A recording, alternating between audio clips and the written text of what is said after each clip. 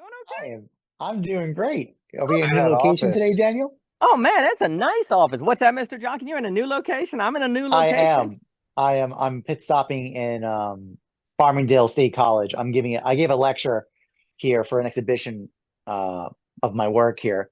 And yeah, the reception is later today, so the school was very generous to give me an office to take the call. So I can hang out Well, with all fine people. oh my goodness. Well, that is fantastic. And Luke, it is magnificent to see you again. And Mr. Luber, well, I hope the presentation went well, Mr. Jockin. That is magnificent. And I like the little shadow guy in the corner over there. That's super cool today. I'd be curious what everyone is thinking about. Well, here, I could throw in since I still have my mic unmuted at the moment. So the talk I gave was on my thesis on the interaction of post AI typography. So I'm not going to go over the whole exhibition, but the big theme, just to share with everybody here, is as opposed to, I kind of summarized my talk by presentation talk by talking about, as opposed to looking at the event of a new technology showing up, questioning the reality, the future utility of a current product or way of working. So, for example, photography appeared, became very good in about 40 years. About 60 years, it became very competitive. And asked the question, why paint anymore? And the key was, it wasn't that beyond it's kind of trope now to say, well, technology gives new opportunities, but it's actually better to say there was a multiplicity explosion of responses. It wasn't one response to the new technology. It was a multiplicity of newness in terms of motion of direction of abstraction, then into conceptual art, then into even more hyper-realism, right? So the intervention of photography led to not just like one response in a kind of environmental chain. It led to this kind of explosion of multiplicity that actually in some ways destabilized the concept of art. Because generally when photography showed up and produced mimesis imitation just as good as painting, if not better, it actually caused a crisis of the traditional account of art. And it led to this explosion of new responses with a kind of, and we're still destabilized. We're actually to this day still destabilized on what is art because of that. I find AI is very much causing a very similar phenomenon. Now, one can say that the anxiety AI is actually very reasonable. Just like when photography showed, that caused an anxiety about what is art.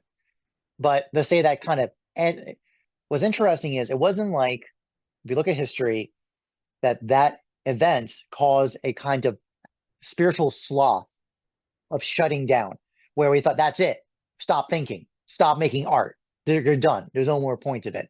Actually, quite the opposite. We actually had this kind of thematic kind of explosion of diversity of responses to it. Kind of my closing of the notice to say, we don't know what AI is actually going to do. My thesis, based on my talking through my exhibits, to point out, all I'm pointing out is that this is what's going on. And actually, humans we're basically getting AI of reproducing what human designers can do. But it's no different than painters having to deal with the problem of, well, photography can reproduce mimetically the images of things just like you can do just as well. What now? Do you stop painting painter or do you respond? And I find in a similar way, we have a state of very much a state of almost ecstasy. It's kind of an ecstatic state of response. I think that would probably, I kind of close on the note of saying that's probably the better disposition. And that actually the kind of thematic, ecstatic state of the subject is actually probably the most important aspect to maintain and cultivate in this current state, to not kind of get crushed by the despair, a kind of spiritual sloth despair of thinking, oh, everything's been mapped out, aka moving from an algorithmic space to a geopedic space of thinking about what is the response of the encounter of a new event. I can share that now. Well, that sounds like a fantastic presentation. And Chetan, it is fantastic to see you, sir. Oh my goodness, the one and only. Chetan, how have you been, sir? I must jump. How are you, Chetan? It's so good to see you. It's so great to be here. It's been long, long time, I know. Oh my gosh, it's like yesterday in my heart, though. So that's the beauty of eternity and relate and friendship. It is good to see you, Chetan. Mr. Jockin just gave a presentation talking about, responses to AI and postures and how when photography comes along, it's like, that's it. What's the point of art? And you had actually a multiplicity of responses, which I enjoyed very much. And again, if anyone has anything to say, it's still the same. Just raise hand, etc., so forth. And Chetan, Daniel's amazing. Luber, Michelle, and Luke, everyone. So really wonderful to see you, sir. And Yeah, Mr. Jockin, I completely agree with that. There's some funny things, right? Like, so for example, we can always kind of go, we've been talking about this idea of taking seriously this certain, and Michelle just did a recording on this, on thinking rest as having energy and connection. We tend to think of rest as doing nothing or having nothing to do, but it's funny because you can feel very restful in a 7 hour conversation, right? Or the geopedia that Jockin and Javier has been talking about. So is rest the absence of work, or is it the presence of energy, right? And Michelle's been talking about that, and then Luke has done such important work on Gurdjieff and energy. But you kind of sit around and you go, the average person isn't ever going to get interested in that. That's never going to have any spread. Well, maybe it will actually, because if AI makes everything just seem like people are desperate, or they're kind of like, what else can we do? They may actually become much more willing to try things or to consider things they otherwise would not consider, right? Because, that would be if it's like, oh my gosh, AI is able to do basically anything that human beings can do. Well, what is something that human beings can do that they don't know they can do? Because maybe that's the thing that AI won't be able to do, that we just haven't tried yet because it hasn't been plausible to us yet to try, for example, right? I also think about, I was talking with Pei on if, I can imagine a world where now when you go to a concert, every single concert, like there's going to be a premium for musicians who are very good at improvisation or making music live, right? Like it's not written down ahead of time. And that because in that way, you'd have to be at the show in order to enjoy the music, right? So there's this real premium on this radical creativity that could happen at every concert that then, of course, you could record. And then put into the AI ecosphere, if you will. But actually, up until that, but the live experience, and I do think it's going to be tied to energy, that particular energy that you get from a live experience and that live creativity is something that actually could become more valuable for people, precisely because you've overcome the issue of AI can give you infinite music to play background at your dinner party or something, or you have infinite music that you can record. And Aspasia, wonderful to have you. So then there becomes a real premium on perhaps music like jazz. And it's just very interesting because I think about the history of jazz in America a lot, because when jazz starts off, basically most people are like, that's not real music. If it's not sheet music, if it's not something that you can play on repeat at any point in any circumstance, then it's not real music. Well, actually, funny enough, AI may reverse it. Now it's going to be jazz music that nobody questions is real music. And the music that's written down and that you can just repeat, that's not going to feel real to us anymore, because maybe just an AI did it, or I could get an AI to make it, right? So you could actually have a certain flip where where something like jazz, when it starts off, people don't see it as real. Nobody thinks it really matters. Grateful Dead vibes. Yeah, that's good, Daniel. But then it actually switches, right? And becomes the complete opposite. One could imagine a kind of AI human partnership where the musician just makes improvisational music, and then you have AI hear it and create lyrics to go along with it. And every single person in the audience could actually have their own unique lyrics that go with that concert. And then maybe you have a competition in the live performance where you look at the lyrics that it made, and whatever one wins, the artist will actually sing with that song that they did, right? You could see perhaps live performances having a co-creative element between artist and maker that the AI would actually enable, that would then create an energy. Because more and more, and I'm happy to talk about anything today. I know there was the Dugan land talk that has been a lot of people talking about, and that was very interesting. And I am very interested on this reaction against liberalism, this kind of idea that obviously liberalism doesn't work and it's destroyed us all and made us susceptible to the logic of capital. But then, of course, as liberalism seems to be failing, it looks like World War III is coming back, right? So is that really evidence that liberalism failed, or evidence that liberalism worked, right? So which is it? And you can, it seems like we have to think the contradiction. But that was an interesting discussion. But the point is, I more and more am thinking that AI, it's interesting that you, like you say, Mr. Jockin, there's a way in which you can have a feeling of despair, which when I hear the word despair, and then I'll give it to Daniel here, that's a sort of energy response. Like that's a sort of like you just don't have the energy to respond, right?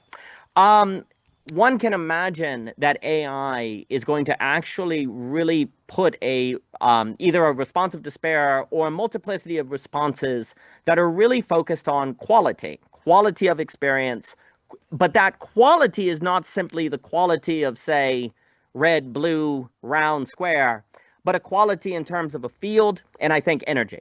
Like people are going to be looking for a sort of energetic experience is actually what's going to be a premium. And the artists and the creators and the architects and the teachers and et cetera, so forth, that can actually create an energetic experience will actually be then seen as a premium. Whereas right now, a lot of people might go, oh, that's nice and all, but how is it going to make you money?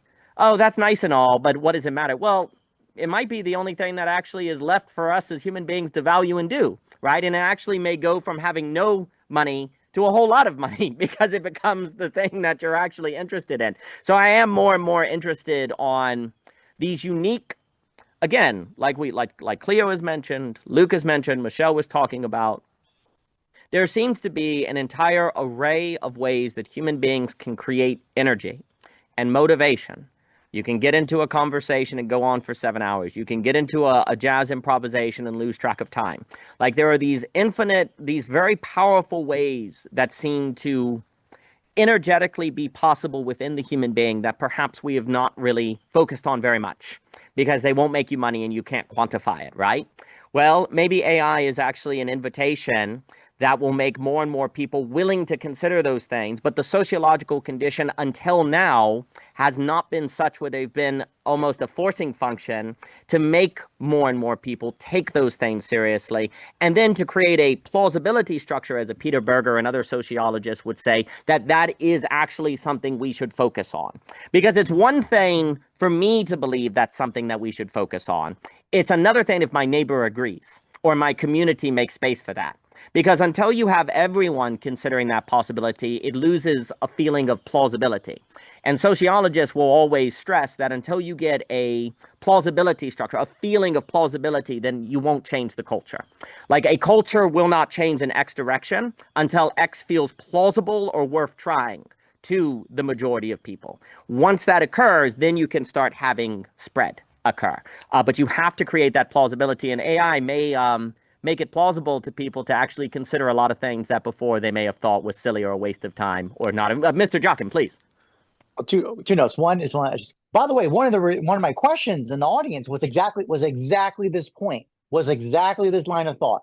Why bother if the basic computers can do it and we can make money with it? Like this kind of whole point of like economic viability. Do what's own. My response was, you know what's funny? So when Steve Jobs presented the iPod and the iPhone, and then we spent 20 years, all these other industries imitating Steve Jobs and Apple. That everyone forgot that. Constantly with beauty, there's always this constant strike presents a whole new reality that was never known before. It was completely unheard of, not conceived. It was not perceived. It wasn't the norm, and then it became the norm. The strike occurred, revelation occurred, and then everything reoriented. Like, oh, obvious, and then it was constant like just do what basically everyone was just imitating what Apple was trying to do. Entire industries, basically corporations, entities trying to imitate what Apple was doing. So there you go. And it's just I brought it up as like, look at this. This is what happens to the human mind. We self-deceive so often.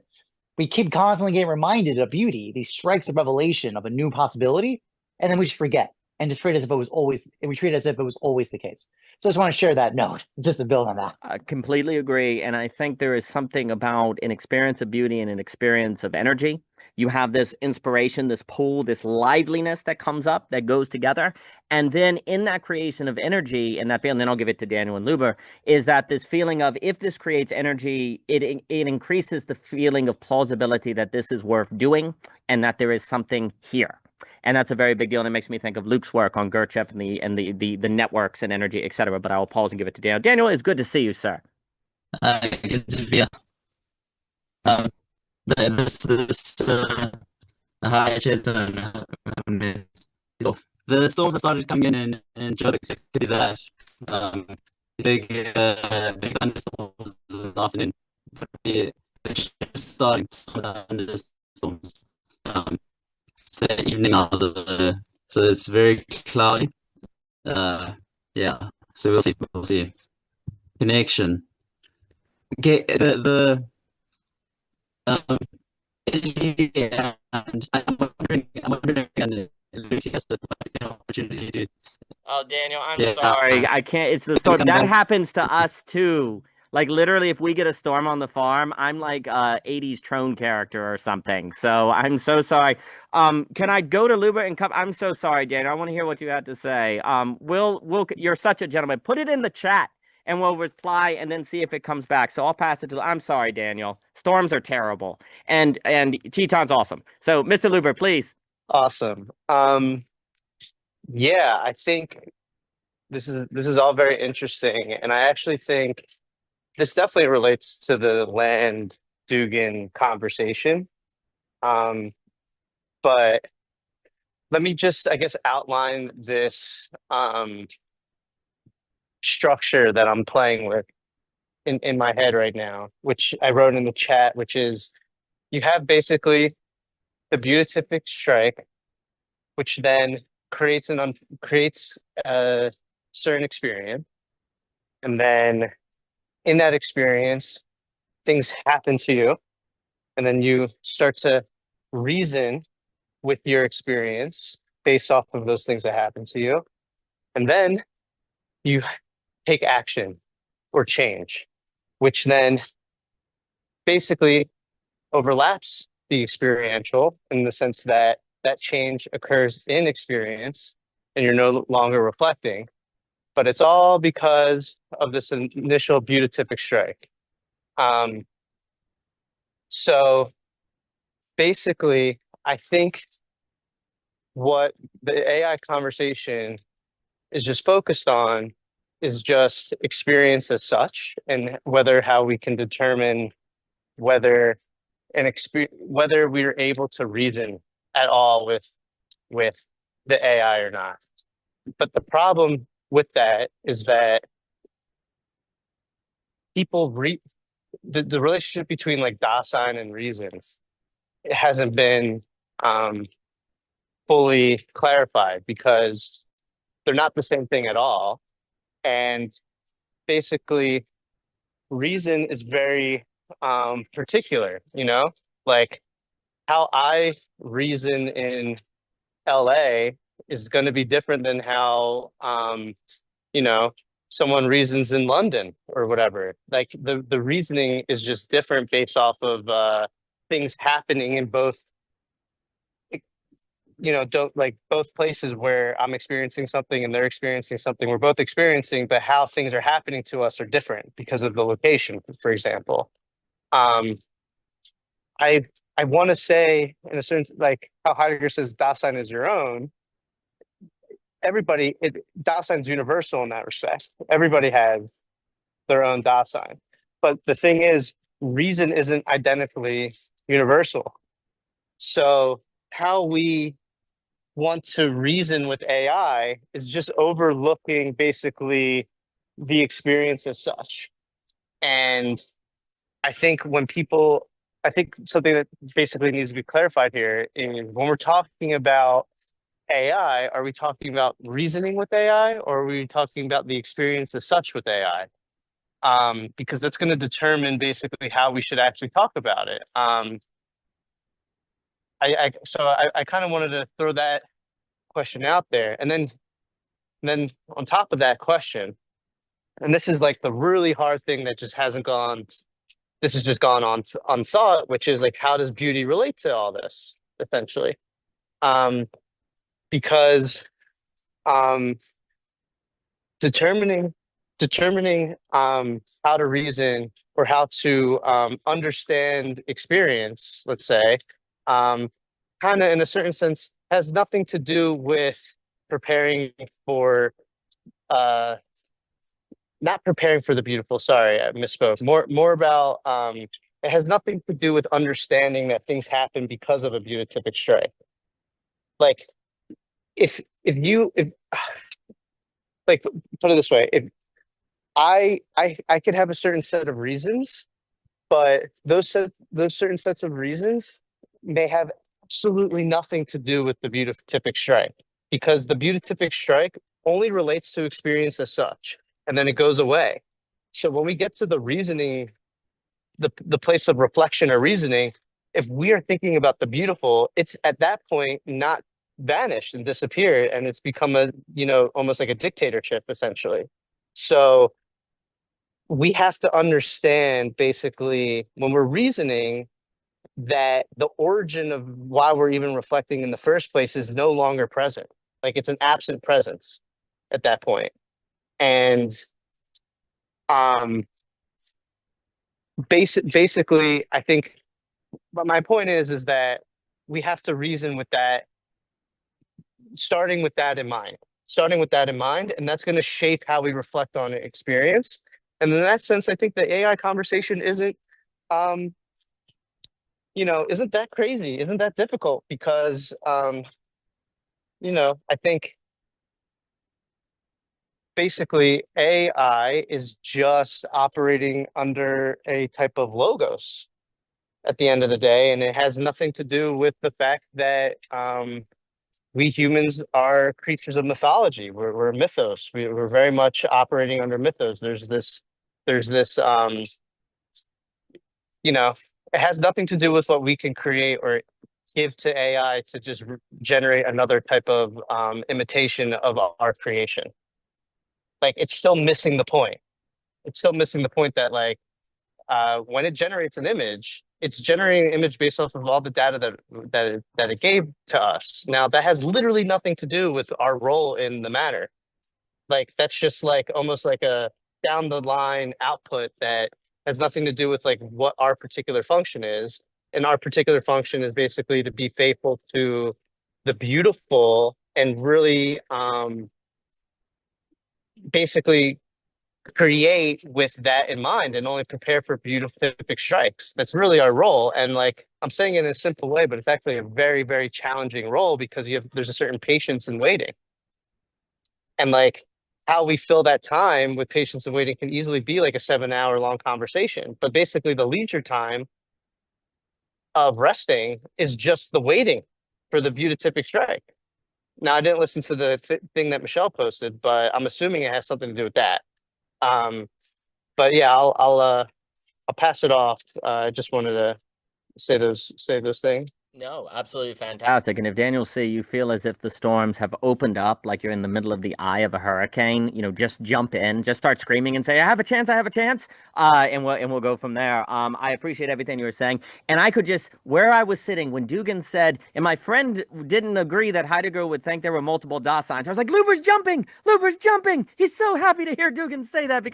And that distinction between Dasein as having this universal character versus reason, I think, is also very important. But then so that entire discussion is, I think, and I think it actually is getting at this question of the beautiful and designing, reason. There you go. Exactly. So basically in that discussion, which I think is the political science quandary of all time, of our moment, is the possibility of a universal singularity. As Cadell has put it, and we were talking about belonging, give with the absolute no with the child, etc., so forth, which is basically the idea of how can you honor particularity without losing the possibility of social intelligibility or global intelligibility, right? Because it seems like that's really hard to do. And of course, part of the issue is that the more that particular people encounter one another, the more they misunderstand one another, the more their good intentions accidentally hurt one another. Like, Michelle and I, and Jockin's read it, and Seth mentioned in Javier, but that book on having difficult conversations, right? Like, look at how many books are written, and that's a tremendous book. I've really enjoyed what Michelle has shared about it. Where one thinks about Gary Chapman, The Four Loves, all of these different, look how many books are written and on helping people in a marriage get along, right? Like, because people get married and then they get into all sorts of conflicts and fights. But think about this, like, often people who get married thought they were really similar, right? Like, they thought they were they had a sense that they were fairly similar, like compatible is what usually people say. And from a place where people think they're compatible, they end up needing all of these books and guidance, let alone people who don't think they're compatible, right? Like across global pluralism. Like one can imagine the books needed for that have to times by 100, right? Unless there's some secret where people incredibly different are secretly more compatible than people who think they're compatible, which, you know, maybe there's some truth to that, actually. Makes it the surprise of difference, as Leibniz says. But the point is this: the more that particularity interacts, the more and more it is surprised by difference. Like, the more you're actually shocked by the way that people are different, and that you're not prepared for it. And usually then the problem is, if education hasn't trained us to speak to work improvisationally, to handle surprise, to handle anxiety, then we tend to have to bottle up because we don't know how to respond. That gets built up, the energy is captured, as Lucas talked about, and then it blows up, right? And typically, because of our current education regime, that usually what occurs when people encounter difference, the energy gets stuck because people don't know how to keep it flowing in a manner that doesn't upset the difference, because they only have their own heuristic of understanding difference by which to put on the other person, and then good intentions lead to misunderstandings. Then people feel hurt because they were just trying to do the right thing, and the other person took it wrong. And Michelle and I have been talking about this, and then the most rational thing to do is not to talk, actually, because here's also, I think, tied to this Dasein issue, and a lot of what Dugan is saying. If you don't, in conversation or in interaction between particularities, know how to speak in a manner that sublates it or gets the energy flowing again, or even brings about geopadia, then all conversation can do is neutral or make things worse. And so therefore it's rational. The most rational thing to do is probably just not to speak at all, actually, to just not speak. That's a pretty good risk assessment if you don't know how to talk in a manner that gets the energy flowing or sublates or leads to forgiveness or working things. So then what ends up happening is gradually, slowly, most people will just gradually, like say in marriages or work, will just stop talking. They just stop talking to one another, because that's actually a pretty good risk assessment. But of course, what happens when people stop talking to one another? They then start to hate each other, or then they get a voice in their head about the other, and then you got to get conflicts, right? So typically, this is usually what occurs between particularity on a global stage, in an individual stage, in a marriage, is this gradual death of speaking and communication that then leads to a certain sort of gradual withdrawal. But then when you withdraw, it's easier to then demonize the other and you get a fight. Okay? Well, guess what liberalism did? Liberalism comes along and says, we're going to keep you interacting, dang it, through markets and capital. You may not know how to talk with one another, but we're going to figure out how to create a new language so you can at least interact and lower the probability of conflict. And then the McDonald's arch theory of deterrence that Friedman says, and you won't go to war with one another, right? Okay, great. So, you know, if Land and Dugan and all of them are like, well, liberalism in that very universality of capital habituates us out of difference and makes us all kind of a blob of similarity, then that just leads to new anxieties and compressions that are incredibly problematic, and that's not going to work. Okay, well, if you want to go back to particularities interacting with one another, then I guess Dugan and Land, are you saying you're going to send out those marital books to everyone? You're going to send out you're going to send a copy of Difficult Conversations to everyone in love languages? Because that's basically the kind of thing we're going to need. I would love to get a copy of The 4 Love Language by Gary Chapman from Dugan.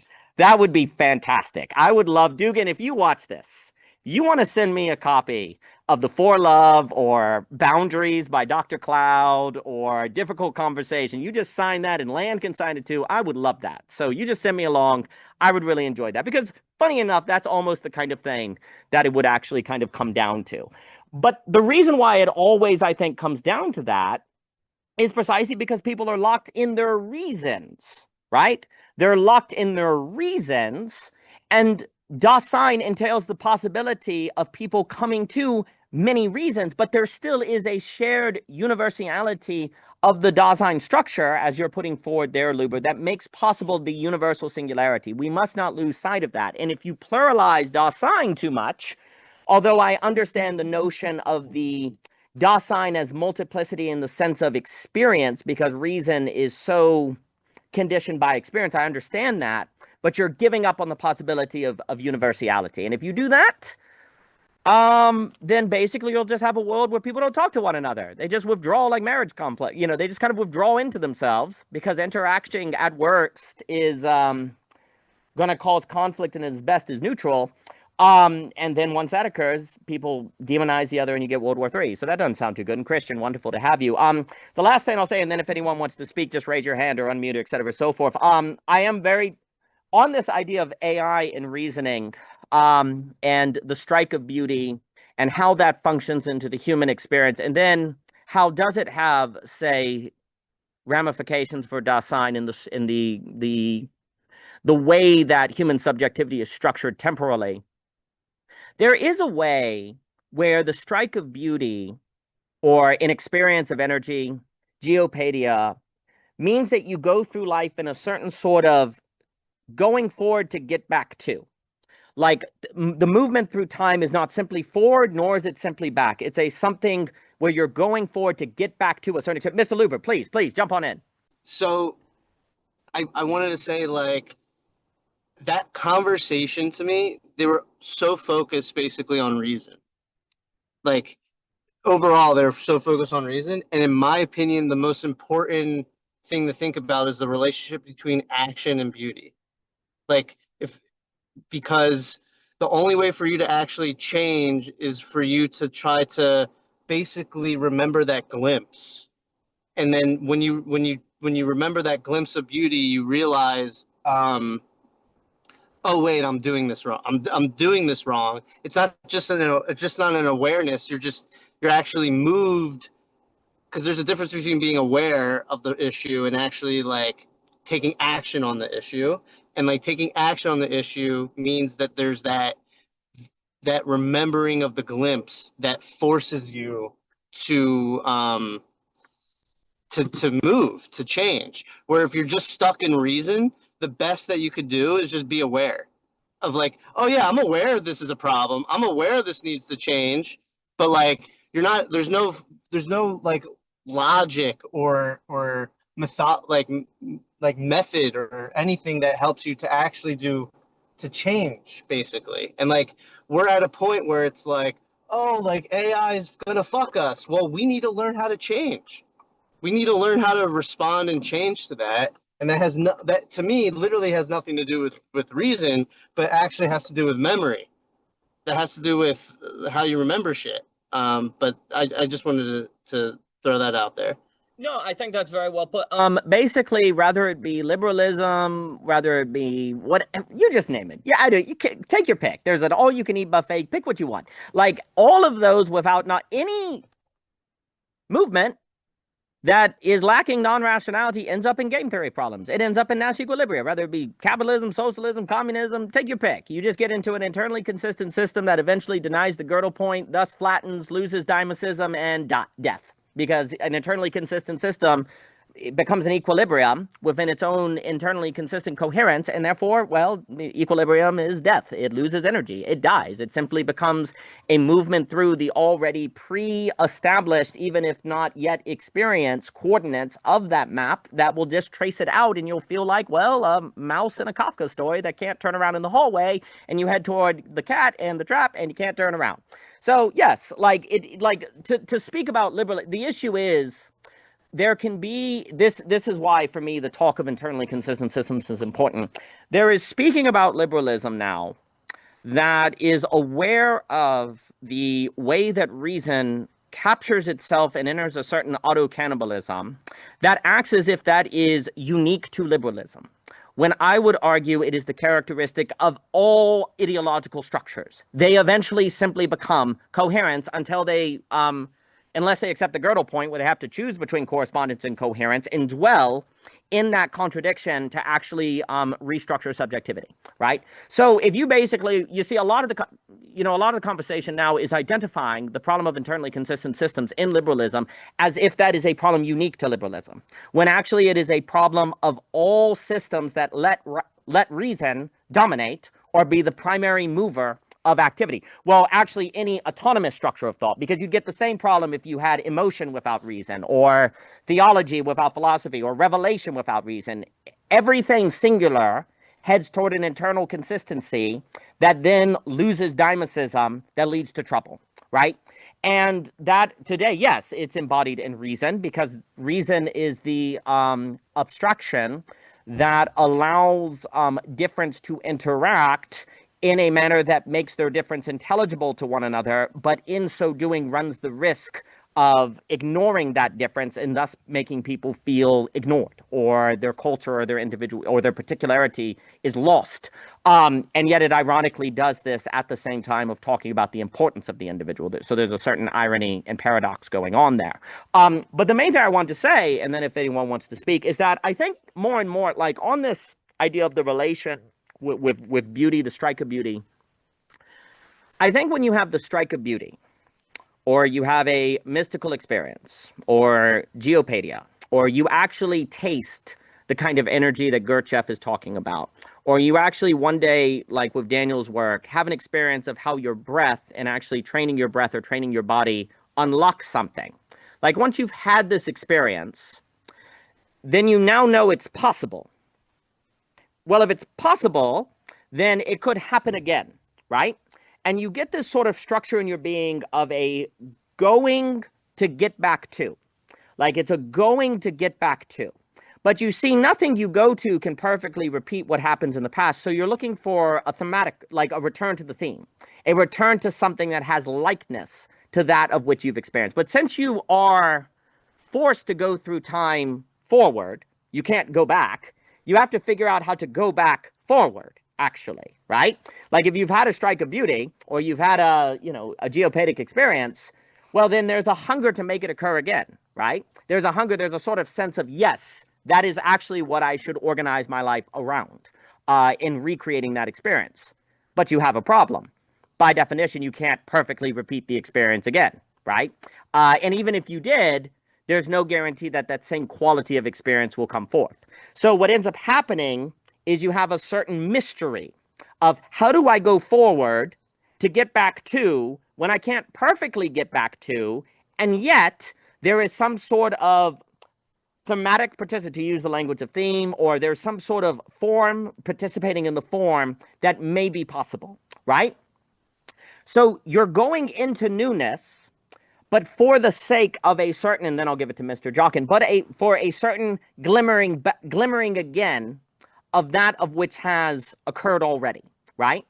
Now, what's very interesting is this would suggest that without memory, it would not be possible, but it's memory in a particular way, as we've spoken about before, which is opening up analogical possibilities, not just simply repetition, mimesis. It's looking for actually a certain reoccurrence. But this is a very different temporal structure of the subject, where you're actually not just trying to go back, you're not just trying to go forward, you're trying to go forward back to, but in a manner that honors the present you end up in, but has that re-experience of the energy, re-experience of the beauty, what have come before. And this, I think, is tied to, well, the different mode of subjectivity that's at the heart of this question of what kind of person can handle global pluralism without losing particularity or giving in to some of the pathological responses we're seeing today. But let me give it to Mr. Jockin, Chetan, and then Luke. Mr. Jockin, please. Yeah, there was something I had a conversation with Michelle on a private DM kind of after the last net session, because she was asking the question, do you need to feel bad to do good? And actually, I had some more time to chew on it, and I gave her a private message that I just want to share. I think it's relevant to this point.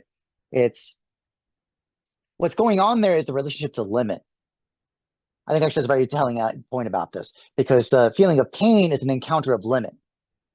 But I pointed out that another thing is interesting is that only stops you from doing bad things. Like there's a very big difference between being good in the sense of not doing bad things, aka not killing someone, versus enacting a good thing, saving someone's life. This idea of going back to go forward is the story of biography, as I noted out in the last net session. So a biography, the purpose of it, why do we study biographies? Which is one of the vehicles of history. Why do we do that? Because by understanding someone's past constraints and limitations and limits, constraint is a limit, right? Kind of bounding. If they review, and this is actually what I said, is interesting. We study biography because these are individuals that did something beautiful. They revealed a new possibility. They did something to demand recollection.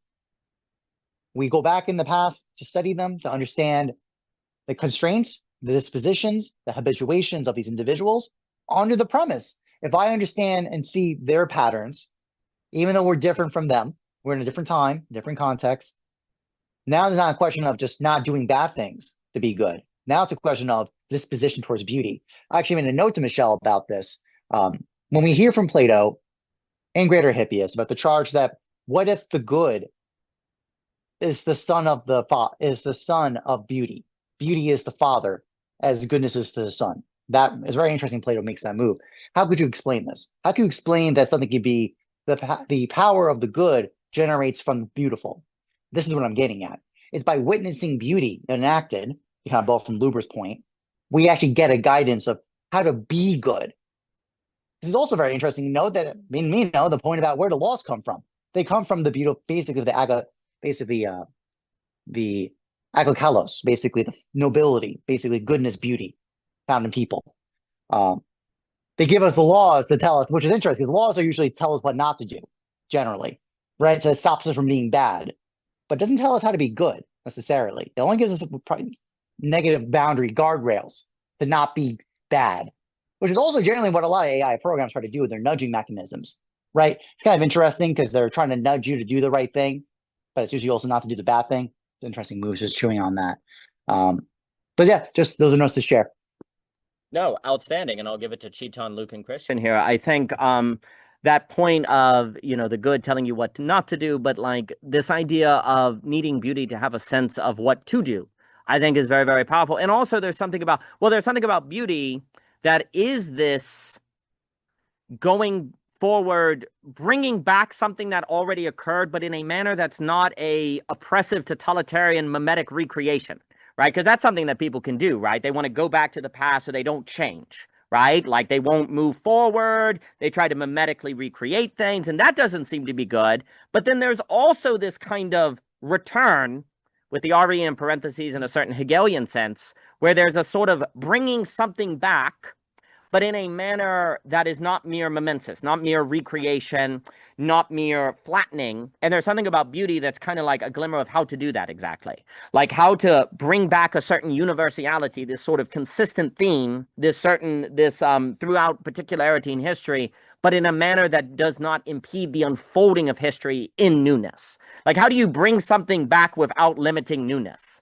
That's like $1 million problem, right? Because if I bring something back, by definition, it's not new. Well, how could you bring something back that was new? That seems impossible, but that actually, I think, is getting at the crux of the problem. But I will stop and give it to Chetan. Chetan, it is a complete delight to have you, sir. Yeah, I'm really happy to be here. I've been trying to get to this for quite some weeks now. Today I was up. Yeah. Yeah, it's a very interesting discussion and a lot of things I've been sort of thinking around. I think one of the things I think I'll maybe sort of corner this kind of a doubt in my own head. When we think about liberalism, and liberalism is tied to maybe we may call it invention, a modern invention called reason in that sense. Reason that didn't exist the same way before liberalism sort of came on board. And each time I start thinking, what is this reason about in that sense that can give rise to this individual? And I think one thing that reason sort of does is that it gives us it gave us a separate point from tradition, culture. I can put a list over there, to judge things independent of these things. You can evaluate something independent of your own past, your tradition, whichever culture you belong to. It gives you that neutral point from which something can be judged. And the claim was that this kind of a position doesn't only work for nature, it also works for ethics. The interesting thing was that it's sort of its legitimacy over ethics was never as strong as it was over nature. And that is where I think technology as a problem sort of starts entering into. The argument was, see, it works in nature, why can't it work in humans also? There was an argument, but that we could never show that it works as consistently for humans as it works for say, studying forces in the world and so on and so forth. And at some point, even with nature, it reaches its limits. We know what say Gödel's theorems or with quantum mechanics or relativity theory, it's reached its limits even with nature.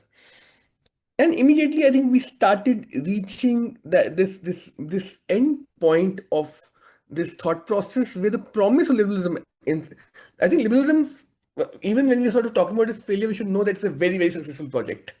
It's probably one of the more successful projects in the human history. Probably second to religion. I don't know. Maybe second, third, whichever way you want to put it. But it's extremely successful. Let's just be honest about it. But I think even when we're talking about its failure is not that it's over simply, or we've sort of gotten out of it. I think its failure is more to do with the fact that its promise no longer holds. Even though we all want to get back to it, at least I want to get back to it. I want to hold on to that fantasy for some more time at least, living in India and with all the violence that I'm seeing around myself. But its promise is it's slowly evaded from our lives and we didn't even notice it. A lot of us stopped believing it long before it was actually over. And that actually causing a challenge to us which we haven't experienced. So laws exist, but the promise of law is not there anymore in the lives of people. And many people are trying to argue to go back to some kind of traditional framework, some kind of tradition, and many are trying to accelerate this process. Lang versus Dujan becomes that kind of a. But I don't think we have sort of encountered the problem of the ethical challenge it poses to us. I don't think we are actually encountering this. But just to maybe put it a little more to this, connecting it to AI question that we've been thinking about. One of the things that I'm thinking about AI these days is that can AI recognize us? Can it give us recognition? So can I do something and AI recognize it? In Hegel, that whole point of self-consciousness comes to this question that you need this recognition from the other. And recently, I'm reading Zupančič again, and Zupančič Butler debate also, I think, somewhere falls down upon this problem and contradiction of recognition, and we can get into that. But can AI give us recognition? Can I do something and AI recognizes it, and is that sufficient for me? And if not, why not?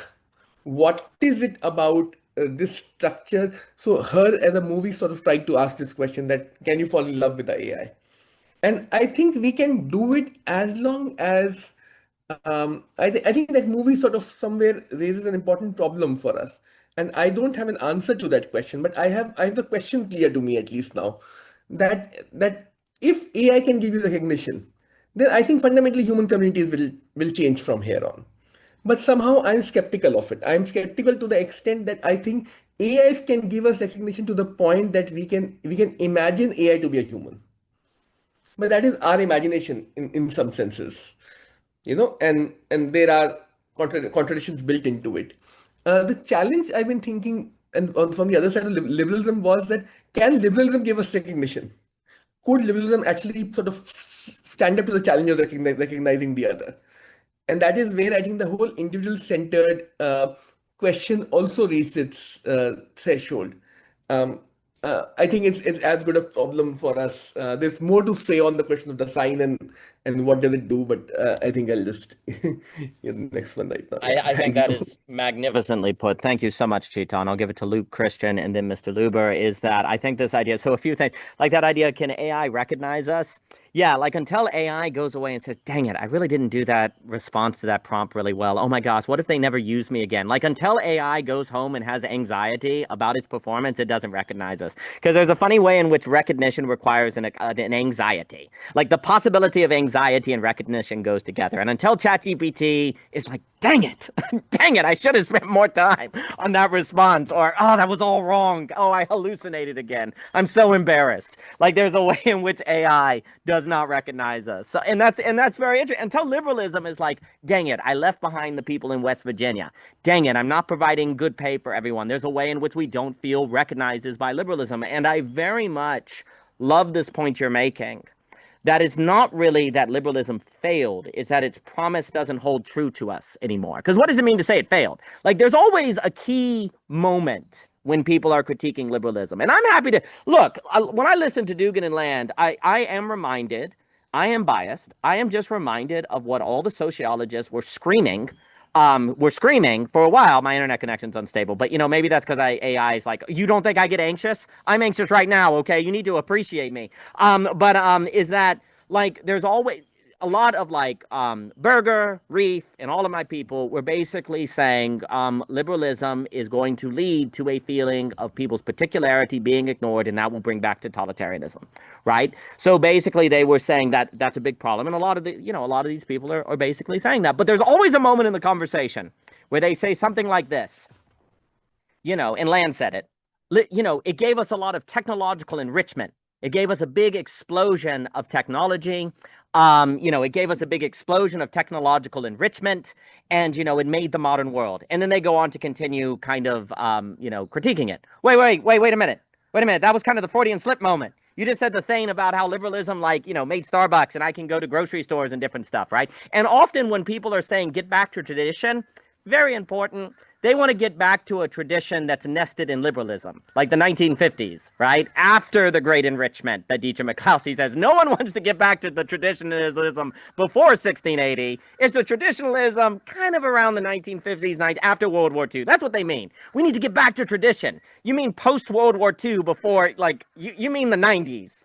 We need to get back to the 90s. Is that what you're saying in the West? Okay, cool. But that's really important because the 90s was liberalism added, you know, that would, now you could say it inevitably would lead to a 9/11 in 2008. Sure. That's fine. You can say liberalism entailed in itself the seeds of its overfit that would lead to all these problems. But just keep in mind that when you say you want to get back to tradition, you want to get back to the 90s.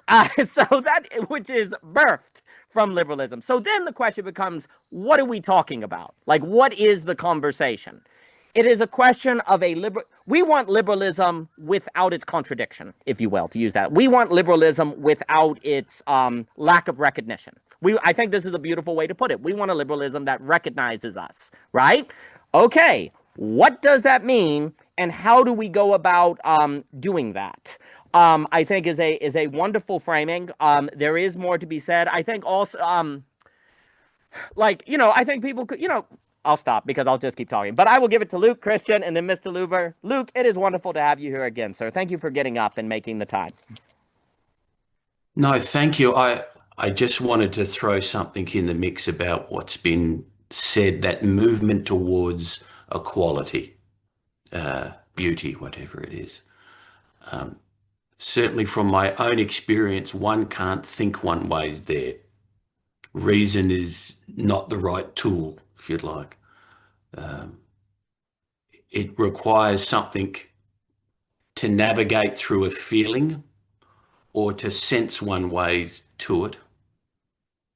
So this then lends into me this question of AI. AI simply is not the tool to be able to help us to get back to any of that because it's an algorithm. It's a fancy abacus. And so this, you know, interesting part that we have of ourselves as human nature, maybe it comes back to what others were saying, that as we begin to see AI and all of the ramifications, maybe it helps us to see what's unique in us.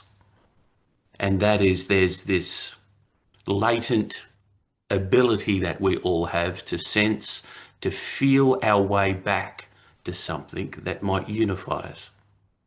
And so these qualities of energies that tap into something that can orientate us, unify us outside of the thinking algorithmic world is something that I think might come into sharper focus because of all of the algorithmic noise.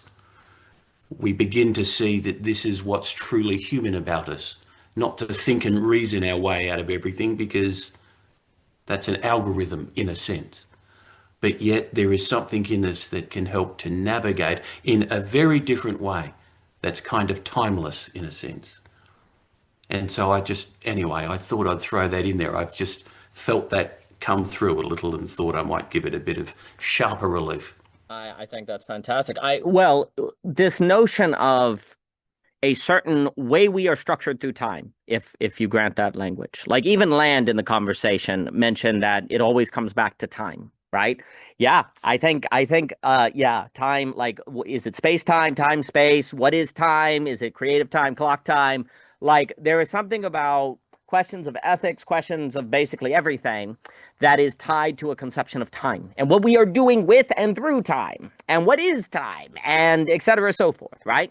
To me, the difference between AI and the human being, therefore, may be determinable by a different relation to time or way that time unfolds, or could unfold. There also may be a contingency where, I could, as a human being, if I have agency or open-ended future, I could structure myself at the time of a clock if I wanted, and therefore practically be no different than an entity that is clock time structured. But if it's open-ended, I might indeed actually structure myself temporally in a different way, where I'm going to a quality, and that quality is a certain base that is opened up to perhaps conditions I've met in my body or work that I've done that make those qualities things that I can return to. And, like on this idea of memory that's so stressed in Plato, and then I'll give it to Christian and Luber and anyone else who wants to speak. And Michael, wonderful to have you here, sir, is it takes a lot of work to remember.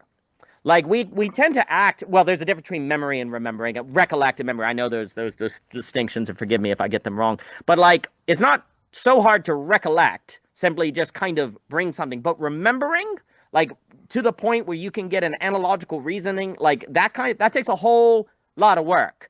And one of the reasons why I think a lot of people end up in basically cycles that they never get out of, or they get in trouble that they never escape on, is because they never remember what has happened to see the patterns. Because you're only ever going to see patterns if you have memory. And if you never see patterns and you're stuck in a pattern, then you're never leaving the pattern, because there is no pattern because it's concealed and invisible. So you're trapped, right? So there's something about remembering that's a really, really big deal, but remembering requires work, right? And you see, what's interesting about remembering in this sense is that would be the precondition necessary for a going forward to return, going forward to bring back, like bringing something back from the past that's new. And I know I keep saying that because there is something about when you are going toward a quality, that quality tends to be something that you've had tastes of, or you have a senses out there, or that you've experienced, and you're trying to bring it more into focus or bring it back in a new way. So there's a going forward to return. That structure of the subject, I struggle to imagine AI would be answering prompts in a manner to go back to something. Like, what would that even mean? Like, AI, I suppose that would be a key characteristic of artificial intelligence. To be like the human as a subject, it would have to have the potential to go back to something new. Like to go back to a certain newness, a certain return, with the RE in parentheses.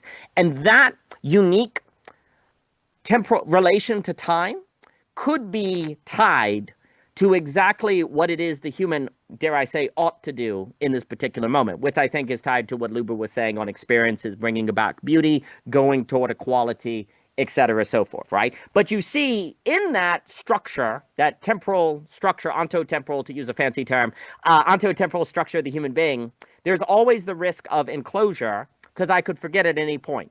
And I'm going along to return to something, and then I forget what I'm returning to, and then it's as if I was never returning to anything. I lose it along the way, right? Like this sort of ontotemporal structure, always at any moment of it, entails a enclosure possibility, a certain sort of enclosure in it. Just boom, you're lost, and it's as if you were never going anywhere at all. And that's always kind of the danger that is lurking here. This kind of boom, you forgot, and so you weren't ever. You forgot, and so you weren't ever. You were heading forward to return to, but then you forgot, and so you weren't ever. The always already becomes the weren't ever, if you will, because you forgot. And there's always this danger of weren't everness if you have this ontotemporality that we're describing. And then if you weren't ever, there's nothing happened. So you have no evidence that you lost anything. And so it's just a total enclosure, a total sort of locked from the insideness that we are in danger of. But I will stop, and I will give it to Christian, Luber, and then Chetan, and anyone else. Christian, it is wonderful to see you, sir. I hope you are doing well today. I am, and I'm very happy to see your background. I like the cinematic nature back there. Oh, you Add something. noticed. You noticed. Oh, I did. Thank you. Thank you for doing that for us.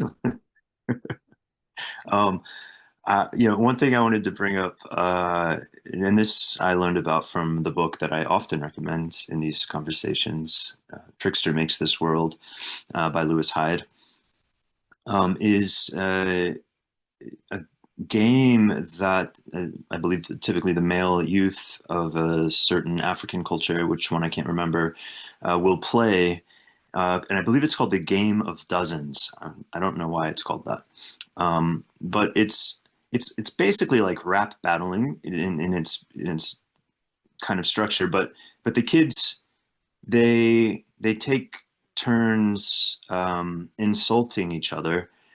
Insult each other's moms, whatever, like all this stuff. And if your temper gets to you, if you get triggered, basically, you lose, right? So the game is it's basically like kind of a development of a stoic temperament where you learn to see words as what they are, which is just words. It's a linguistic construction of reality. It's not reality itself.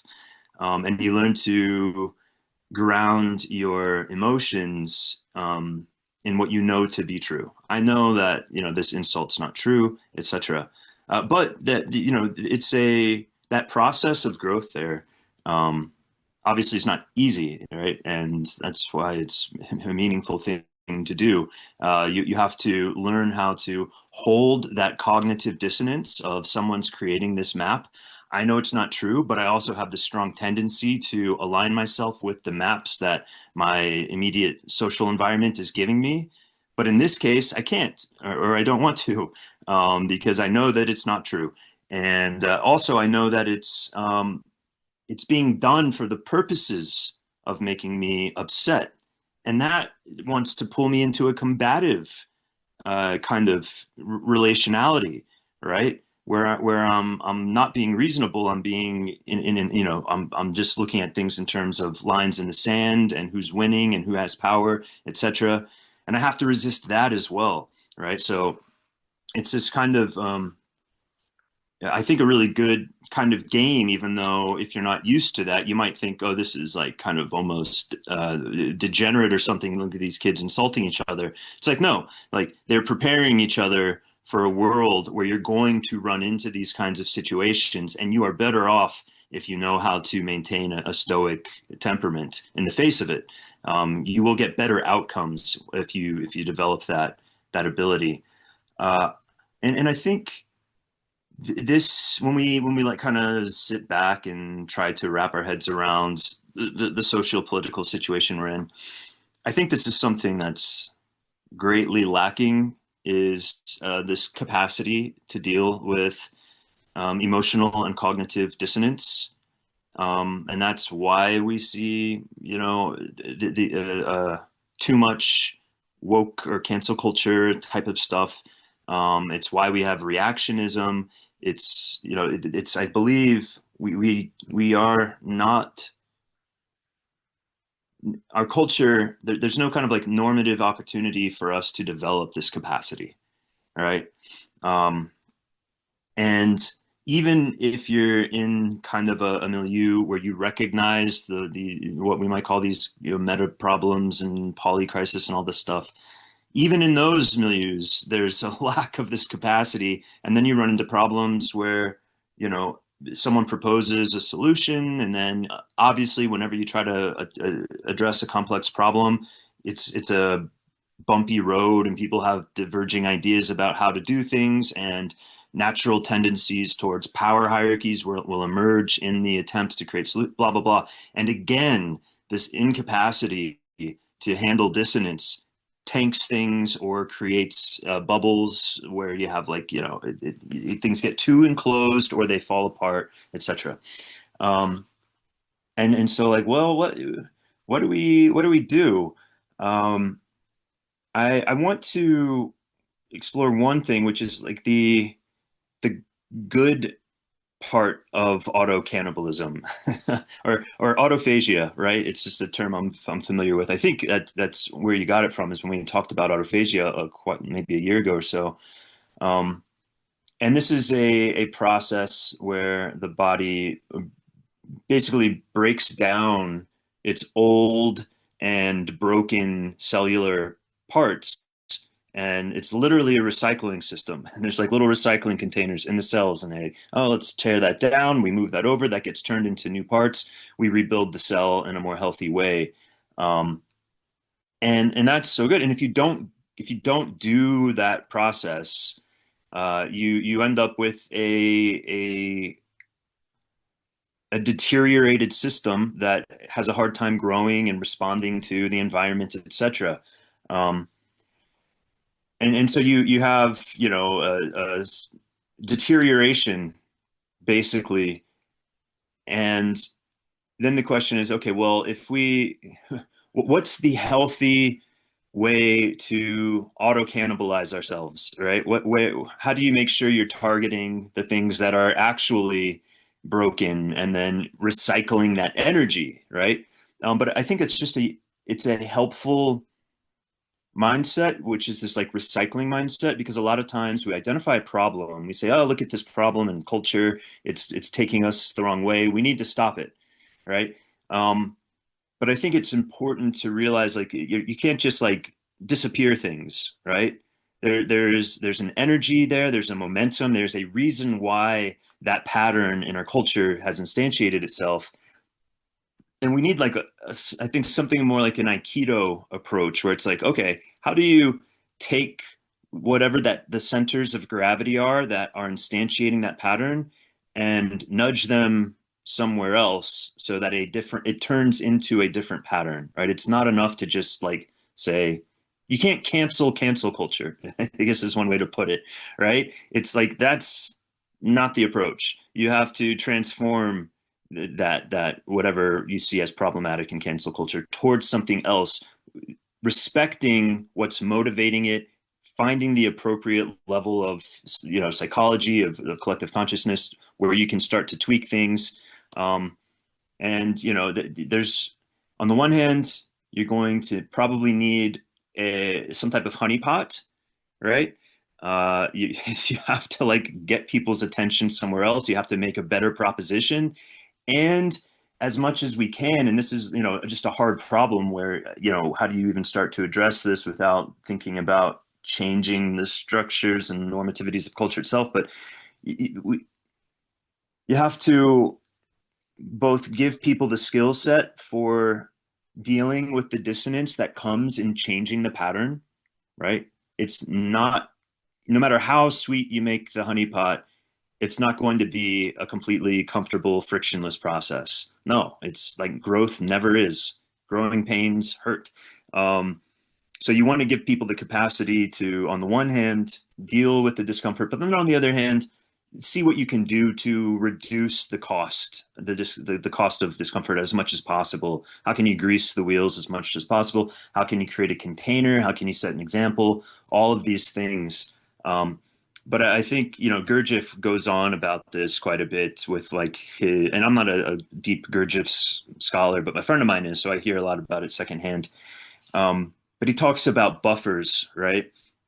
We create these psychological buffers. We need psychological buffers, and yet, if we don't relax them from time to time, we don't allow ourselves to experience that discomfort that the buffers are meant to protect us from, such that we can transform and grow and self-evolve, etc. But we haven't been like really given a good social science on, here's when to tune down that buffer so that this transformation can happen, right? It's like these things that were developed that we see in indigenous cultures where they've kind of gotten that social science pretty well figured out. We don't have that. And if we did, it would look like something totally different, because culture is so fundamentally different, right? It's so much more complex. You're dealing with a whole other set of problems. So I guess I hope we see work done on this problem of, how do we create the spaces and methods for people to feel safe in putting themselves in a vulnerable spot and going through discomfort. I know for me, a lot of my deepest transformations needed a highly curated environment. It needed people who are specialists in helping guide people through those kinds of processes, right? We need that kind of whatever you could call it, like global shamanism or something like this. Absolutely. Could not agree more. As we see, Luke, Seth, everyone. So that kind of work. And well, you're talking about like people don't have the nervous system. They don't have the freaking nervous system to handle different. So what are we gonna do? Like, how do you train the nervous system? I mean, if we don't have a nervous system, then we can't handle otherness, and that's not good. So how do you train that? Big deal. And a lot of work needs to be done on that. There's a lot there you said that was very important. I'll give it to Luber and Chetan. I really like what you're saying about the circles insult, because there's something to that where when you have training or when you do wrestling and your friend throws you against the mat and you feel pain, or they're like yelling at you in sports or whatever, you see through that. You don't take it personally, because there's something that ends up happening without training. It's very difficult to not take things personally, right? Like insults, or when like words become like, weapon, like true weapons or whatever. And I think without practices to help people see through that, that's absolutely tied to the possibility of bringing back something new, because you're able, like the ability to see through what is happening, to see beyond it. Like that's actually a skill that is tied to this ontotemporality that we're describing, right? Because they're insulting you, but you're actually able to kind of see through it, right? And see something else. Well, that's a kind of muscle, like we're saying about seeing the past in the new, like the ontotemporality. There's a way in which that's on the gradient of developing the ontotemporality that is unique to the human being, which is the ability to see something else than what is definitive, what is occurring, what is determined, like the word, right? And if you don't have that ability, which is tied to a loss of analogical reasoning in general, then that probably is actually going to be also weakening one's possibility of this unique ontotemporal structure of bringing back the new, or moving forward to something that happened and seeing it thematically, or return, or moving to equality. So I think it's a very good point. I completely agree on you can't cancel the cancel culture. I am always very taken listening to Dugan and Land how much actually that logic is the logic of woke culture, which is the idea that there is a unique, definite individual that needs to be honored. I think about Charles W. Mills talking about race not being taken seriously in philosophy, and as a result, philosophy became just privilege. There's actually a very, I'd have to go into it. A lot of the logic actually you're seeing in the critiques of liberalism actually are accepting the premises of the wokeism that usually these critiques of liberalism are against, right? And Luke, please, thank you so much for being here, sir. Like, there's an irony there, right? Where there's actually an acceptance of many of that. Great to have you, Luke. Acceptance of actually the points of wokeism in the cancellation of wokeism, right? Which is interesting and actually has to be thought through. Also, I love the autophagia versus autocannibalism. Autophagia being the negation, sublation of autocannibalism, including it, but something more. But you have to have the risk of that, or you have a dead equilibrium, right? Or you get something cancerous that just grows and never dies. So you have to die well. You have to eat yourself well, Eucharist, right? And if you don't do the work of figuring out how to do autophagia, if I were to use these together, you end up in autocannibalism, right? And I think the only way to do autophagia is to have the nervous system, be able to handle negativity, handle the feeling of eating yourself without freaking out. And actually, the autocannibalism is a result of not owning that work, perhaps. I have more to say about trans-Pacific. Like, a lot of because a lot of people, I was going to say this earlier, because, and I'll give it to Luber. Like, liberalism might just turn around and say, hey, guys, you're the ones who canceled the Trans-Pacific Partnership.